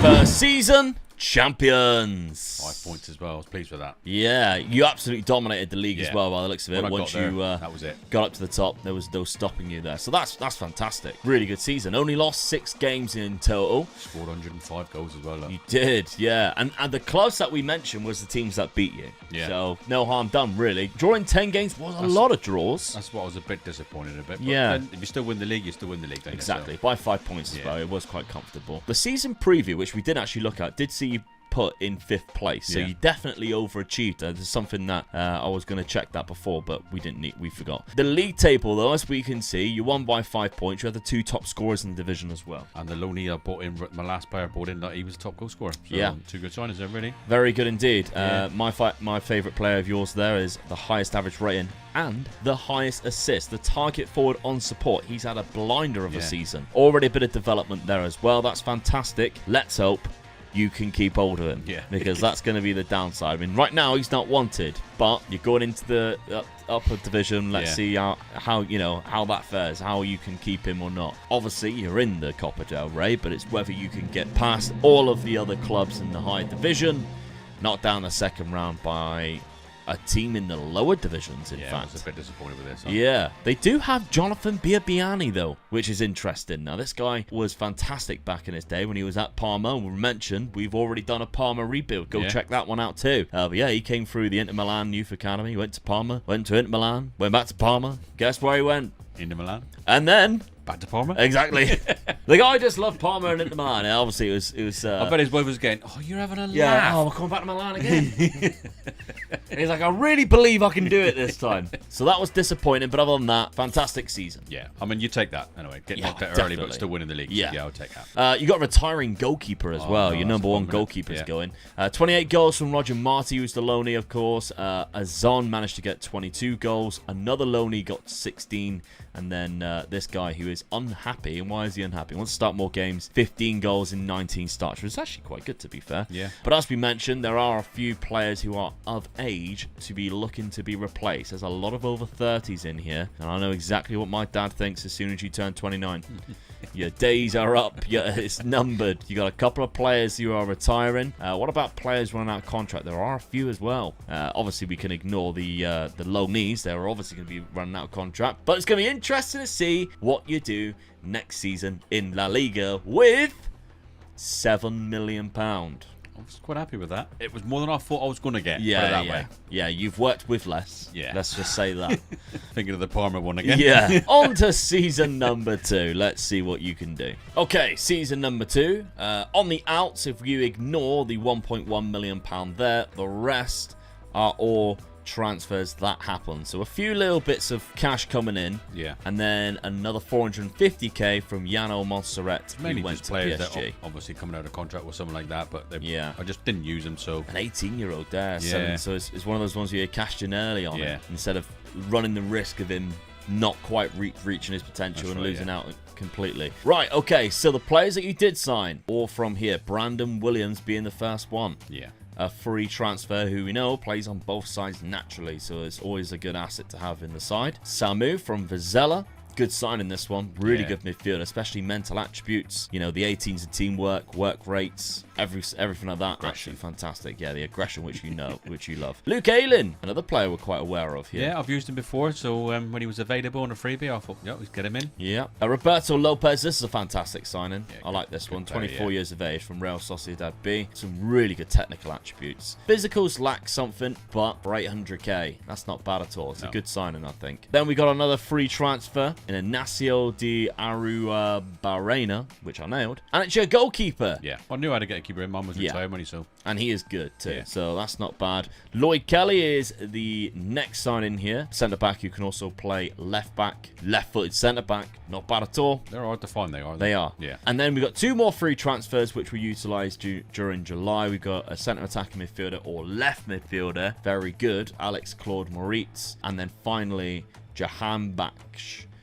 Who is a winger or centre attack midfielder. So no strikers here. Good squad player. Yeah, and no loan players. No, I did try to get some loan players just before the transfer window finished. The board won't back at me then. No. I think I'd done a lot of, because of a lot of free transfers there was a lot of the money went out on the wages. As you can see, I got a minus there straight away, so they weren't backing me for anything now. So. Yeah, there's a few cancelled here that you tried to get in on the last day. Yeah. Tactics. It's changed a little bit. Yeah. But not too much that I would say it would disrupt. I think you've kept a couple of player roles in the middle. I actually like the fact that you've gone for like a 4-2-2 offset, because the 4-2-2 works really well on Football Manager this year. But that winger is fantastic. And because he's inverted, it kind of acts as the two in there. So, yeah, again, I quite like this. Changing the target forward to be more of an attack role. I can see this. The players that are brought in, I've sort of tried to get them all in as well. So yeah, if you do pick without restriction, best 11, it is this 11 here. Schedule then, playing this in the top division. Have you come up against any big boys? You have. Took a 4-1 loss there, but the rest of it, I think you can be happy with. Yeah, I was quite happy with that. Battered. Espanyol came up with me, obviously. Yeah. So I've given them a good hammering, so I was pleased with that. That's good. Yeah. Away to Celta Vigo, who have some really good players. Yeah. A late equaliser. Very good. And then finally to Elche 4-0. Away as well. Great result. Well, the teams that I think I should beat, I have beat. Yeah. No, I don't think you can be too disheartened about that at all. I'd be pretty pleased. Happy with that start, yeah. Okay, first season in La Liga, the second season in total. Let's see how you get on at Real Zaragoza.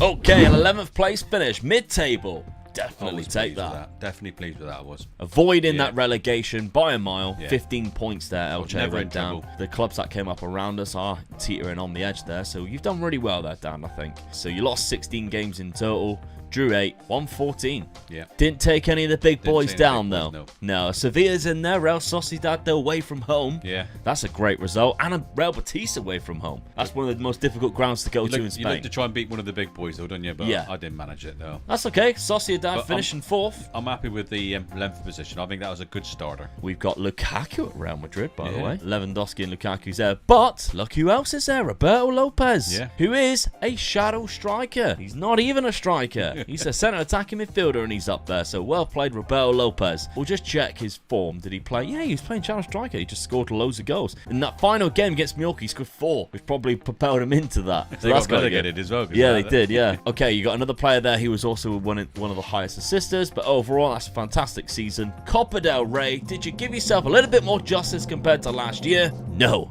First round by Tenerife, who not in this division. They were in the lower league, the one league I just came out of. The league you just came out of. Yeah, I was disappointed with that. Not very good in the cups, Dad, but the league is the most important for money anyway.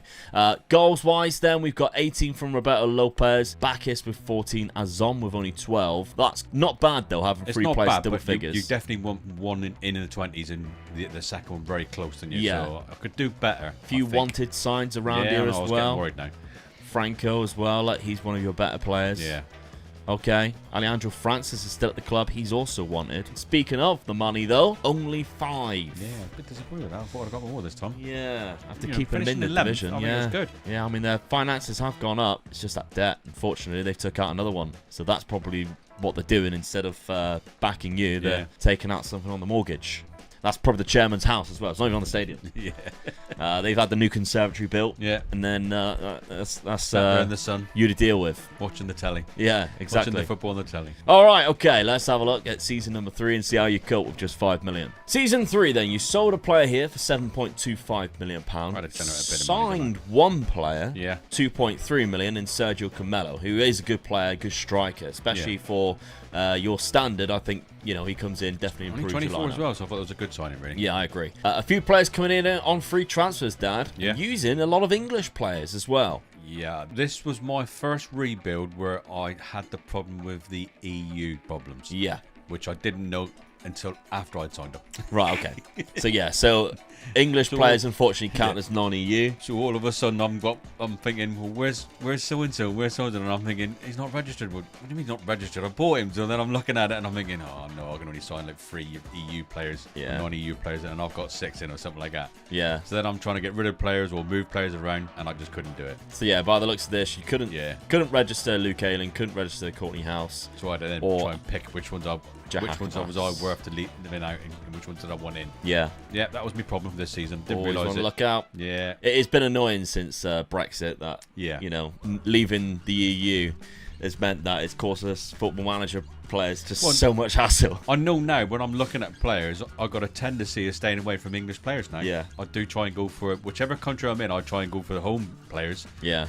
Or teams that I know are in Europe. Part of the fun, though, part of the challenge. Oh, yeah, definitely, yeah. And until you actually have that problem, you think, is how you learn. You've got to learn the hard way, ain't you? Absolutely. But Sergio Camelo come in, that's a good signing. Yeah. Then we have a look, we got 2 loan players as well. So we got Rafa Martin coming in, which has obviously replaced Courtney House, if you couldn't register. Yeah. And Leonardo Santos. Again, an okay striker. He's not a good striker, he's an okay striker. I mean, it 2 players I just got in right at the death to replace the players I knew I couldn't register. Yeah. So I got them in. Tactically, changed a little bit again. Yeah, I started attacking though. Yeah.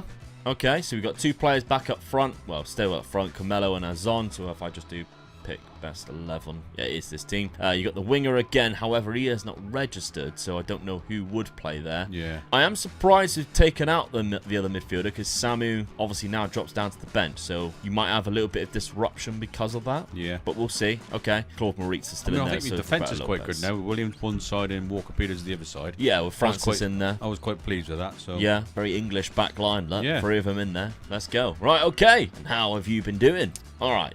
Obviously, the Real Madrid start. Yeah. Never expected to win that. No. Espanyol 3-3. I was disappointed with that result because obviously I gave him a hammer in last season. So yeah, and you were up at half-time 3-1 as well. Great result here, though, for Almeria because they were roughly the same position. I think they were above you in the league by 1 position. Yeah. So that's a great win there. I was pleased with this result. And then a 2-1 away again to Celta Vigo. So that's another good result there. It's a little bit of a ropey start, but you found your feet. You're just unlucky you had to face Real Madrid first game of the season. So there we go. 2nd season in the top division. 3rd season in total. Let's simulate I'm open to try and improve on the 11th. So yeah, let's see if you can get into that top half.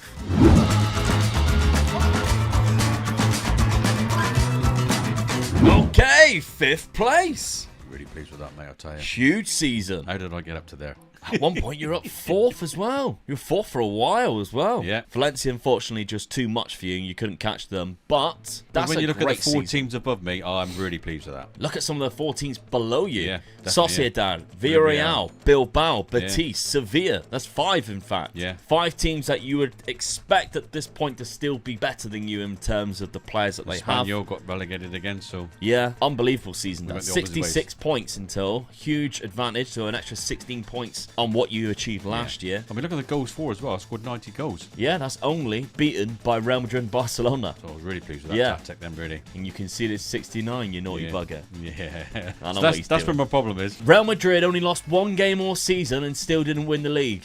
93 points. They drew 9 games in total. Absolutely huge. And 2 of them are against Barcelona as well, who only lost 2 games themselves. And champions. It's going to be very difficult for you to catch them. Oh, yeah, definitely, yeah. But you got Champions League football next year, Dad, in the 4th season. I didn't expect that. That is very good. No top scorer, but Roberto Lopez is in there with the highest assists and a couple of yellow card guys there.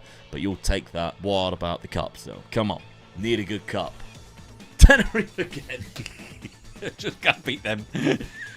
Oh, I'll tell you, mate, when they come up with Tenerife, I thought, right, revenge time. Partying too much in Tenerife before the game. I think that's what it is. Yeah, a couple of stag do nights in Tenerife. All right. Other than that, though, we got Champions League football now to prepare ourselves for. I mean, if you're going to say you're going to lose to Tenerife again, but you're going to finish in 5th, you take it every time. Yeah, that ain't bad, is it? I'm pleased with that. 19 goals from Roberto Lopez, 19 also for Camelo. This is good. Yeah. Azon with 13, but a good look at that average rating across the season, 7.22 is absolutely huge. How is he looking now? Yeah, he's looking good, isn't he? Yeah. So Roberto Lopez the same as well, 26 years of age, so he's in his prime, and Camelo's up there. All 3 of them are wanted too, which is quite interesting. Sammy's also wanted and listed, even though he played 30 games, 11 goals, 11 assists. It's that 29 age group. He's got the 30. He's on the 30, list. Straight on the list. Straight on the transfer list. Transfer budget, though. Have they backed you? Come on, they must. For the Champions League? No. 8 million. All I can say is I hope that then the following year they'll give you something just for the sake of obviously because I was in the you were in the Champions League and do yourself a bit of justice there. I'm curious, is the 17 million? The debt is coming down. I'm hoping that they just wipe it all next year because 18 million you get more than that in the Champions League. The TV rights, didn't it? Exactly. Let's have a look. Season number 4, first in the Champions League. How does Dad handle that transfer window? A very eventful summer, Dad. We've got some money coming out, £19 million. There's money I didn't want to come out. I mean, Lloyd Kelly, he didn't want to sign a new contract. He wanted to go, so I had to let him go. Yeah, £12.5 million. Yeah, I wanted to keep him, but no, he didn't want to stay. Courtney House also went as well, 6.75, but of course he wasn't even registered, so that makes sense. So it's a bit of profit, to be fair, considering you got him on a free anyway. A few other players who went out there, as well as Sergi Palencia, and you're like, oh, I didn't even know he was at your club. That's because you signed him on the 1st of the 1st this year and then sold him 6 months later. So you signed him on a free and sold him for 4.1. Not bad business. Some people call you a genius.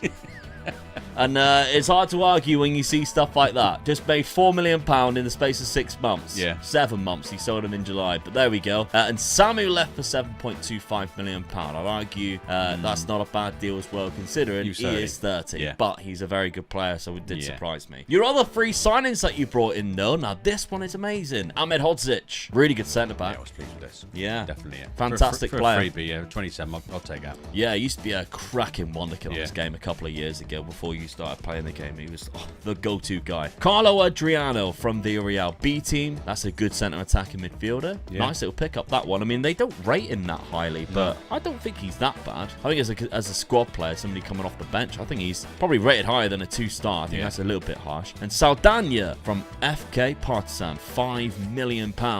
Striker. He's not bad. No. Brazilian, 5.25. He scored 22 goals in 35 games last year. Certainly not the signing one. Yeah, so not a bad deal for 5.25. I had a few problems here, though. Yeah. Well, I'll say a few. 2 big problems, really.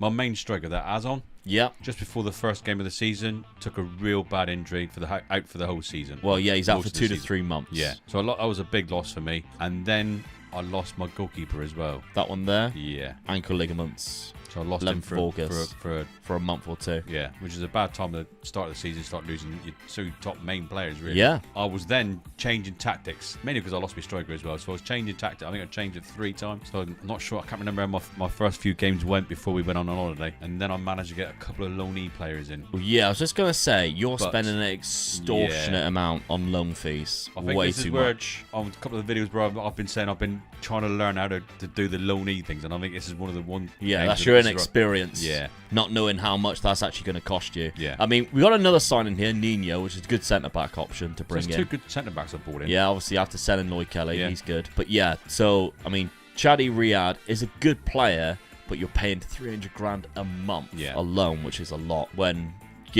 he's fantastic. He probably is going to start most games for you. Some would argue he's actually worth it in the Champions League. You're going to make that money back if you start winning games because that's you've got another him in the centre line. defender that's really good. So I have got a good defence, really. Andre Santos is another one that I'd argue you're overpaying for a little bit, £3.3 million a total, to 325 grand just a month. And Hugo Ekitike, this one's not too bad, to be fair. He's not amazing, but he is good. He's good to have in the squad. Yeah, 60 grand loan. I mean, I always say that's the spine of the team, innit? Yeah. Centre back, centre midfield, and then a striker. And then all 3 in. Can Uzun, who was also signed on deadline day, 250 grand a month. Is he worth it?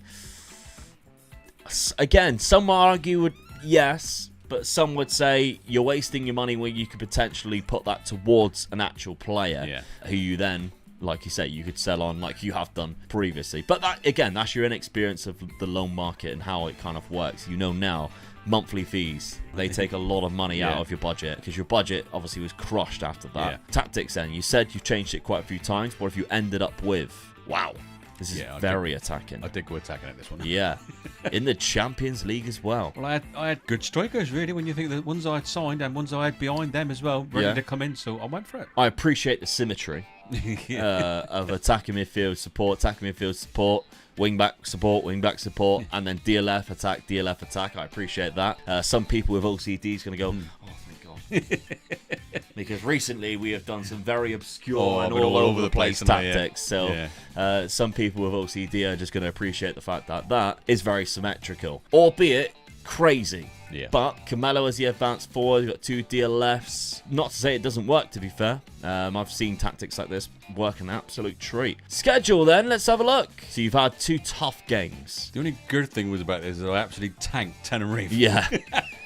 Like, you might knock me out of the cup twice, but here's a 6-0 loss in the league when you finally got up here. 0-0 draw to Real Betis away from home. That's not bad. Yeah, we mentioned that's one of the toughest places to go, especially just before, you started signing a lot of players. You lost your goalkeeper and a striker. When I play in Spain, any team I got to Spain, they're my bogey side. Yeah. For some reason. Well, they were when we had the versus rebuild. Yeah. Atletico Madrid, that's obviously going to be difficult. They scored 3 goals for Memphis Depay, 2 very late goals as well.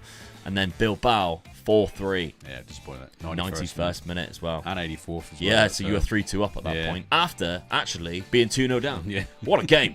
Game for the neutrals of that weekend had to be the Bilbao one. Right, okay, you got Real Madrid up next as well, which is quite funny. Let's have a look, though. It's your first season in Europe, the Champions League as well. Wolfsburg, Dortmund, Real Madrid. Great, can't avoid them. Sporting, Lugano, Copenhagen, Benfica, and Manchester United. Now, interestingly, as we're recording this, UEFA have just announced that they are scrapping this new Champions League format. Yeah. Whether you think that's a good idea or a bad idea, because I actually started to come around to this. Have you? No, not fully. Oh, but right. when like it came into the game last Yeah. year and we doing rebirths about it and we were like, oh, I don't quite understand what the hell's going on. Yeah. I came around to it in the fact that you have more games against different clubs and stuff, and I like that the league was a little bit annoying to begin with, but I didn't mind it. But when they said that, I had like a bit of relief, like, because if it ain't broke, don't fix it. And I don't think I've ever heard somebody go, I don't like the Champions League because I don't like a group stage of 4. I've never heard anybody say that. So if it ain't broke, don't fix it. Don't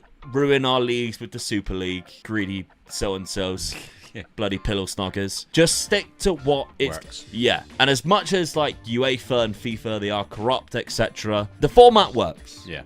Just stick with the bloody format. And Real Madrid, with your Florentino Perez, your bloody pillow snogger, no Super Leagues. Do you think you can get out of this group? No. The long and short of it, no. I mean, you can beat Copenhagen. You definitely beat Lugano. I'll be happy to be in the... Oh, no. You can't go in the Europa League I'm now. out of it, I'm gone. Yeah. But you could go into that playoff. Yeah. I think that's possible. Yeah. With a win against these 2 here, and then all you need is a couple of draws or a pitch another one. 9 points might be enough. Could be. Yeah. Okay. 4th season. First in Europe. Let's simulate and see how that gets on.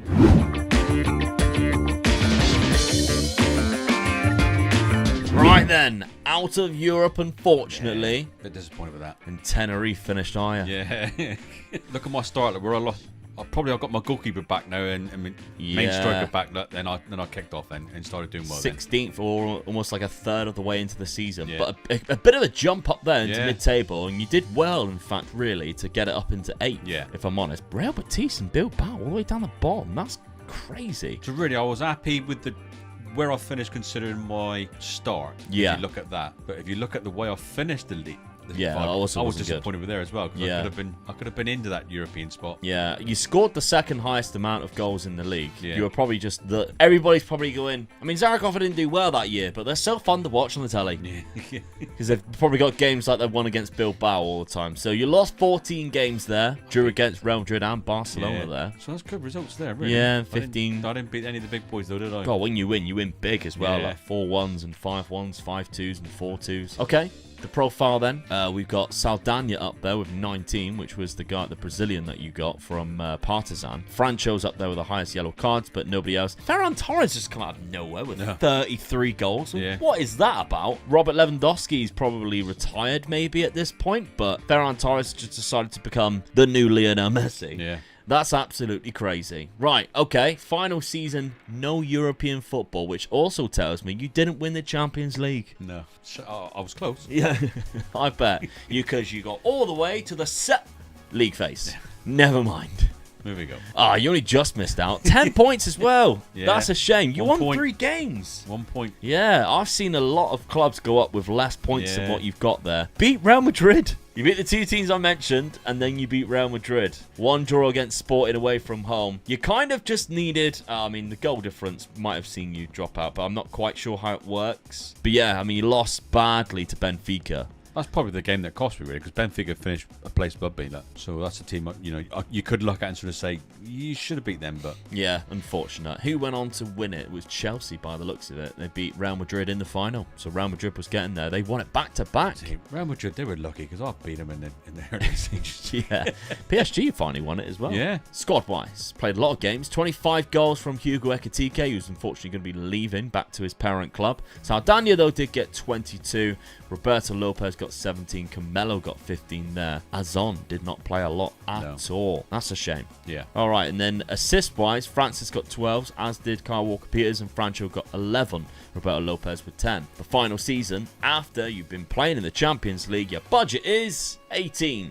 So it's right there. They did back. They did back. Back you's not a lot. Exaggerated. Money, but it's still 10 million more than I more was than what you would get. Yeah. So they doubled it really. Because their bank balance is now 14 million, so it's a lot more healthier. But they only have 13 million pound left of the debt that was there. So okay, 5th and final season. Let's see what Dan can do. So while that season was also going on, you also lost Brandon Williams. I was a bit disappointed with that. I want to why he left me. Yeah, out of the Champions League and he's off. Yeah. You also sold Maurice for £10.5 million to Damac. So that's cashing in quite a lot. Actually, £2.5 million there as well. Couple of loan players on the outs, but not too much. So, free transfers starting off with Mark Casado. This is an okay one. I think I was just getting squad players in now, I think. Yeah, Gavin Bazunu. That's a very good signing. Yeah. That's a great goalkeeper to bring in. Daniel Bolocca from Sassuolo. I don't recognise the name, but he's better than what I thought he would be. Yeah. After seeing that first one. However, you do have him transfer listed and unregistered. So, okay. We know what's going on now, don't we? Yeah. Oristanio, who isn't transfer listed and is registered. He's very good, though. Yeah. He's decent. Mental attributes are something to be left to be desired, but the rest of him's okay. Antonio Blanco, love this signing. Yeah. Because I think he's fantastic. From Alaves, what a centre midfielder he is. I'm so shocked he was still at Alaves in the 5th season, because usually he goes somewhere else. Yeah. But good start for me as well. 4 unbelievable. games, 2 goals. Yeah, take advantage of that. Yeah. Great mental attributes, fantastic centre midfielder. Love that signing. Marco Pellegrino's another really good signing, to be fair. 25-year-old Argentinian centre-back. Not bad. Joe Willock. I like that. Yeah. By the looks of it, it was halfway through the transfer window too. So it looks like you're cashing in on these players who are not finding clubs and going, well, now would you like to sign for me? Which I love doing. Yeah. So Joe Willock is one, which is a very good signing because he is disgusted in the game, I think, because his mental attributes of the teamwork and work rate off the ball, capped with his physicals of great acceleration and pace. He's just sometimes just broken in certain player roles. Rodri Banez, you love a bit of Rodri Banez, do you? What a monster of a player, though. Good signing, this. Yeah. Terrible at making decisions and stuff, but other than that, still not bad. Yeah. Sotoris, what was his last name? Alexandropoulos. Nailed it. Very good mentals again. Bit of a ball-winning midfielder. Problem is he's unregistered. He is unregistered. Yeah. I think I had 3 players in the end unregistered that I just couldn't get in the team. Okay. Hence why on the 9th of September, the 1st of September, I got 3 loanees coming in again. Yeah. Monthly cost was high. Yeah. Endrick being one of them, though. I mean, you got Endrick in. That's pretty good. Yeah. I mean, I was quite pleased with this one. Yeah. Really.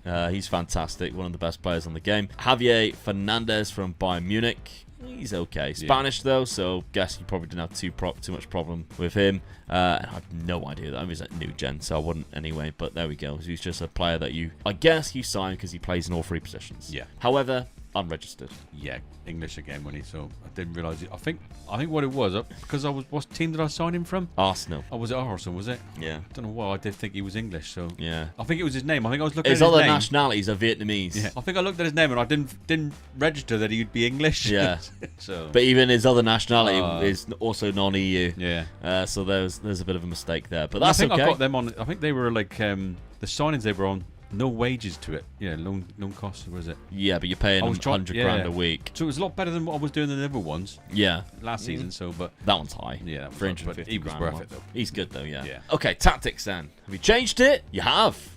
Gone more solid in midfield. Yeah. Obviously because you brought in 2 really good centre midfielders in Blanco and Willock. Blanco on that centre attacking midfield, I like that role. That's one of my favourite roles in the game and he's very good at it. Okay. Not bad. Not bad at all. Crossed either side this time. So. Yeah, I mean, is that the best 11 pick as well? It is. Not bad. How's it been getting on for you at the start of the season? Hey, all wins. And, just give Barcelona an absolute tanking. Yeah, spanked them all over the pitch. Yeah, I was lovely. happy with that. Good start. Great win against Celta I Vigo was to kick buzzing things now. off. Yeah, 4-1. Almeria 3-2. Good result. Cadiz 5-2. You're finding your bit of a run there, and then you go, oh, and then we got Barcelona. Never mind. And you beat them 3-0. Yeah. Good start to the season. Can you get back into Europe? That will be the best thing ever for the Patreon members or the channel members. If you want to have a go on Dad's Real Zaragoza rebuild and take on for the next 5 years, Dad can set you a challenge. You can do on the £5 tier on patreon.com/MegaLukeGaming, or press join on the channel members and you get the save game file as soon as this video finishes. Well, I'm hoping to beat my best position 5th after that start, am I? Really? Yeah, absolutely. I mean, when you look at the friendlies, you're currently first. And then go into the league. So, yeah. Because Real Madrid has also dropped points. I'm the only unbeaten side, aren't I? Yeah. Okay, let's simulate it. See what happens.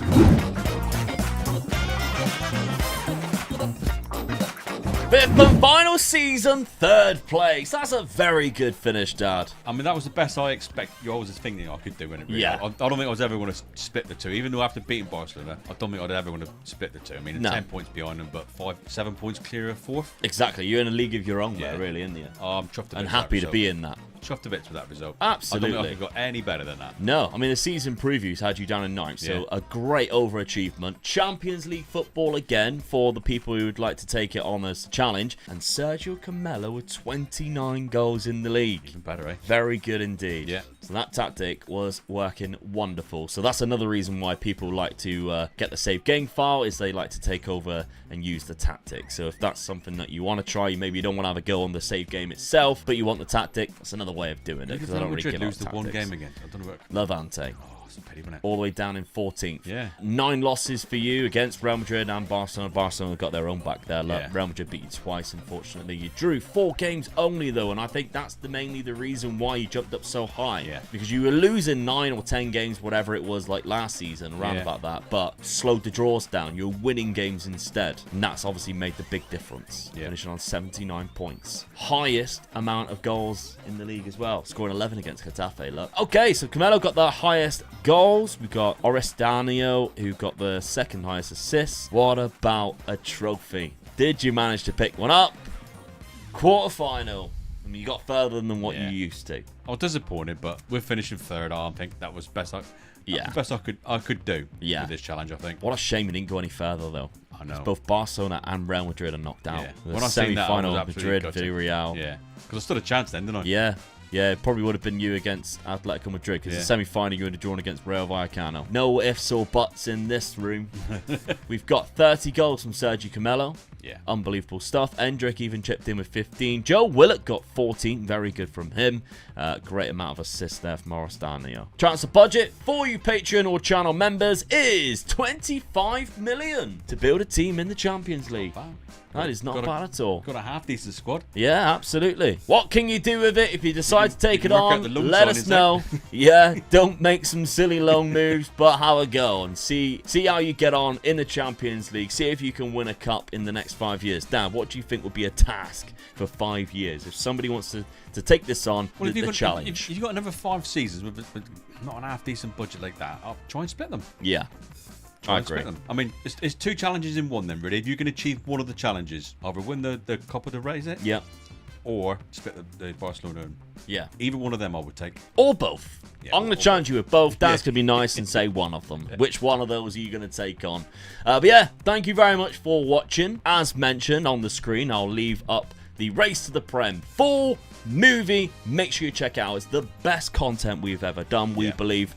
And hopefully, starting already is the brand new series of Glory Hunter. That's right, the Versus Glory Hunter. This is going to be a lot of fun. We haven't started it yet, but it might already be out now. So have a look on the channel if you'd be interested in that. Thank you very much. We'll see you soon. Bye-bye.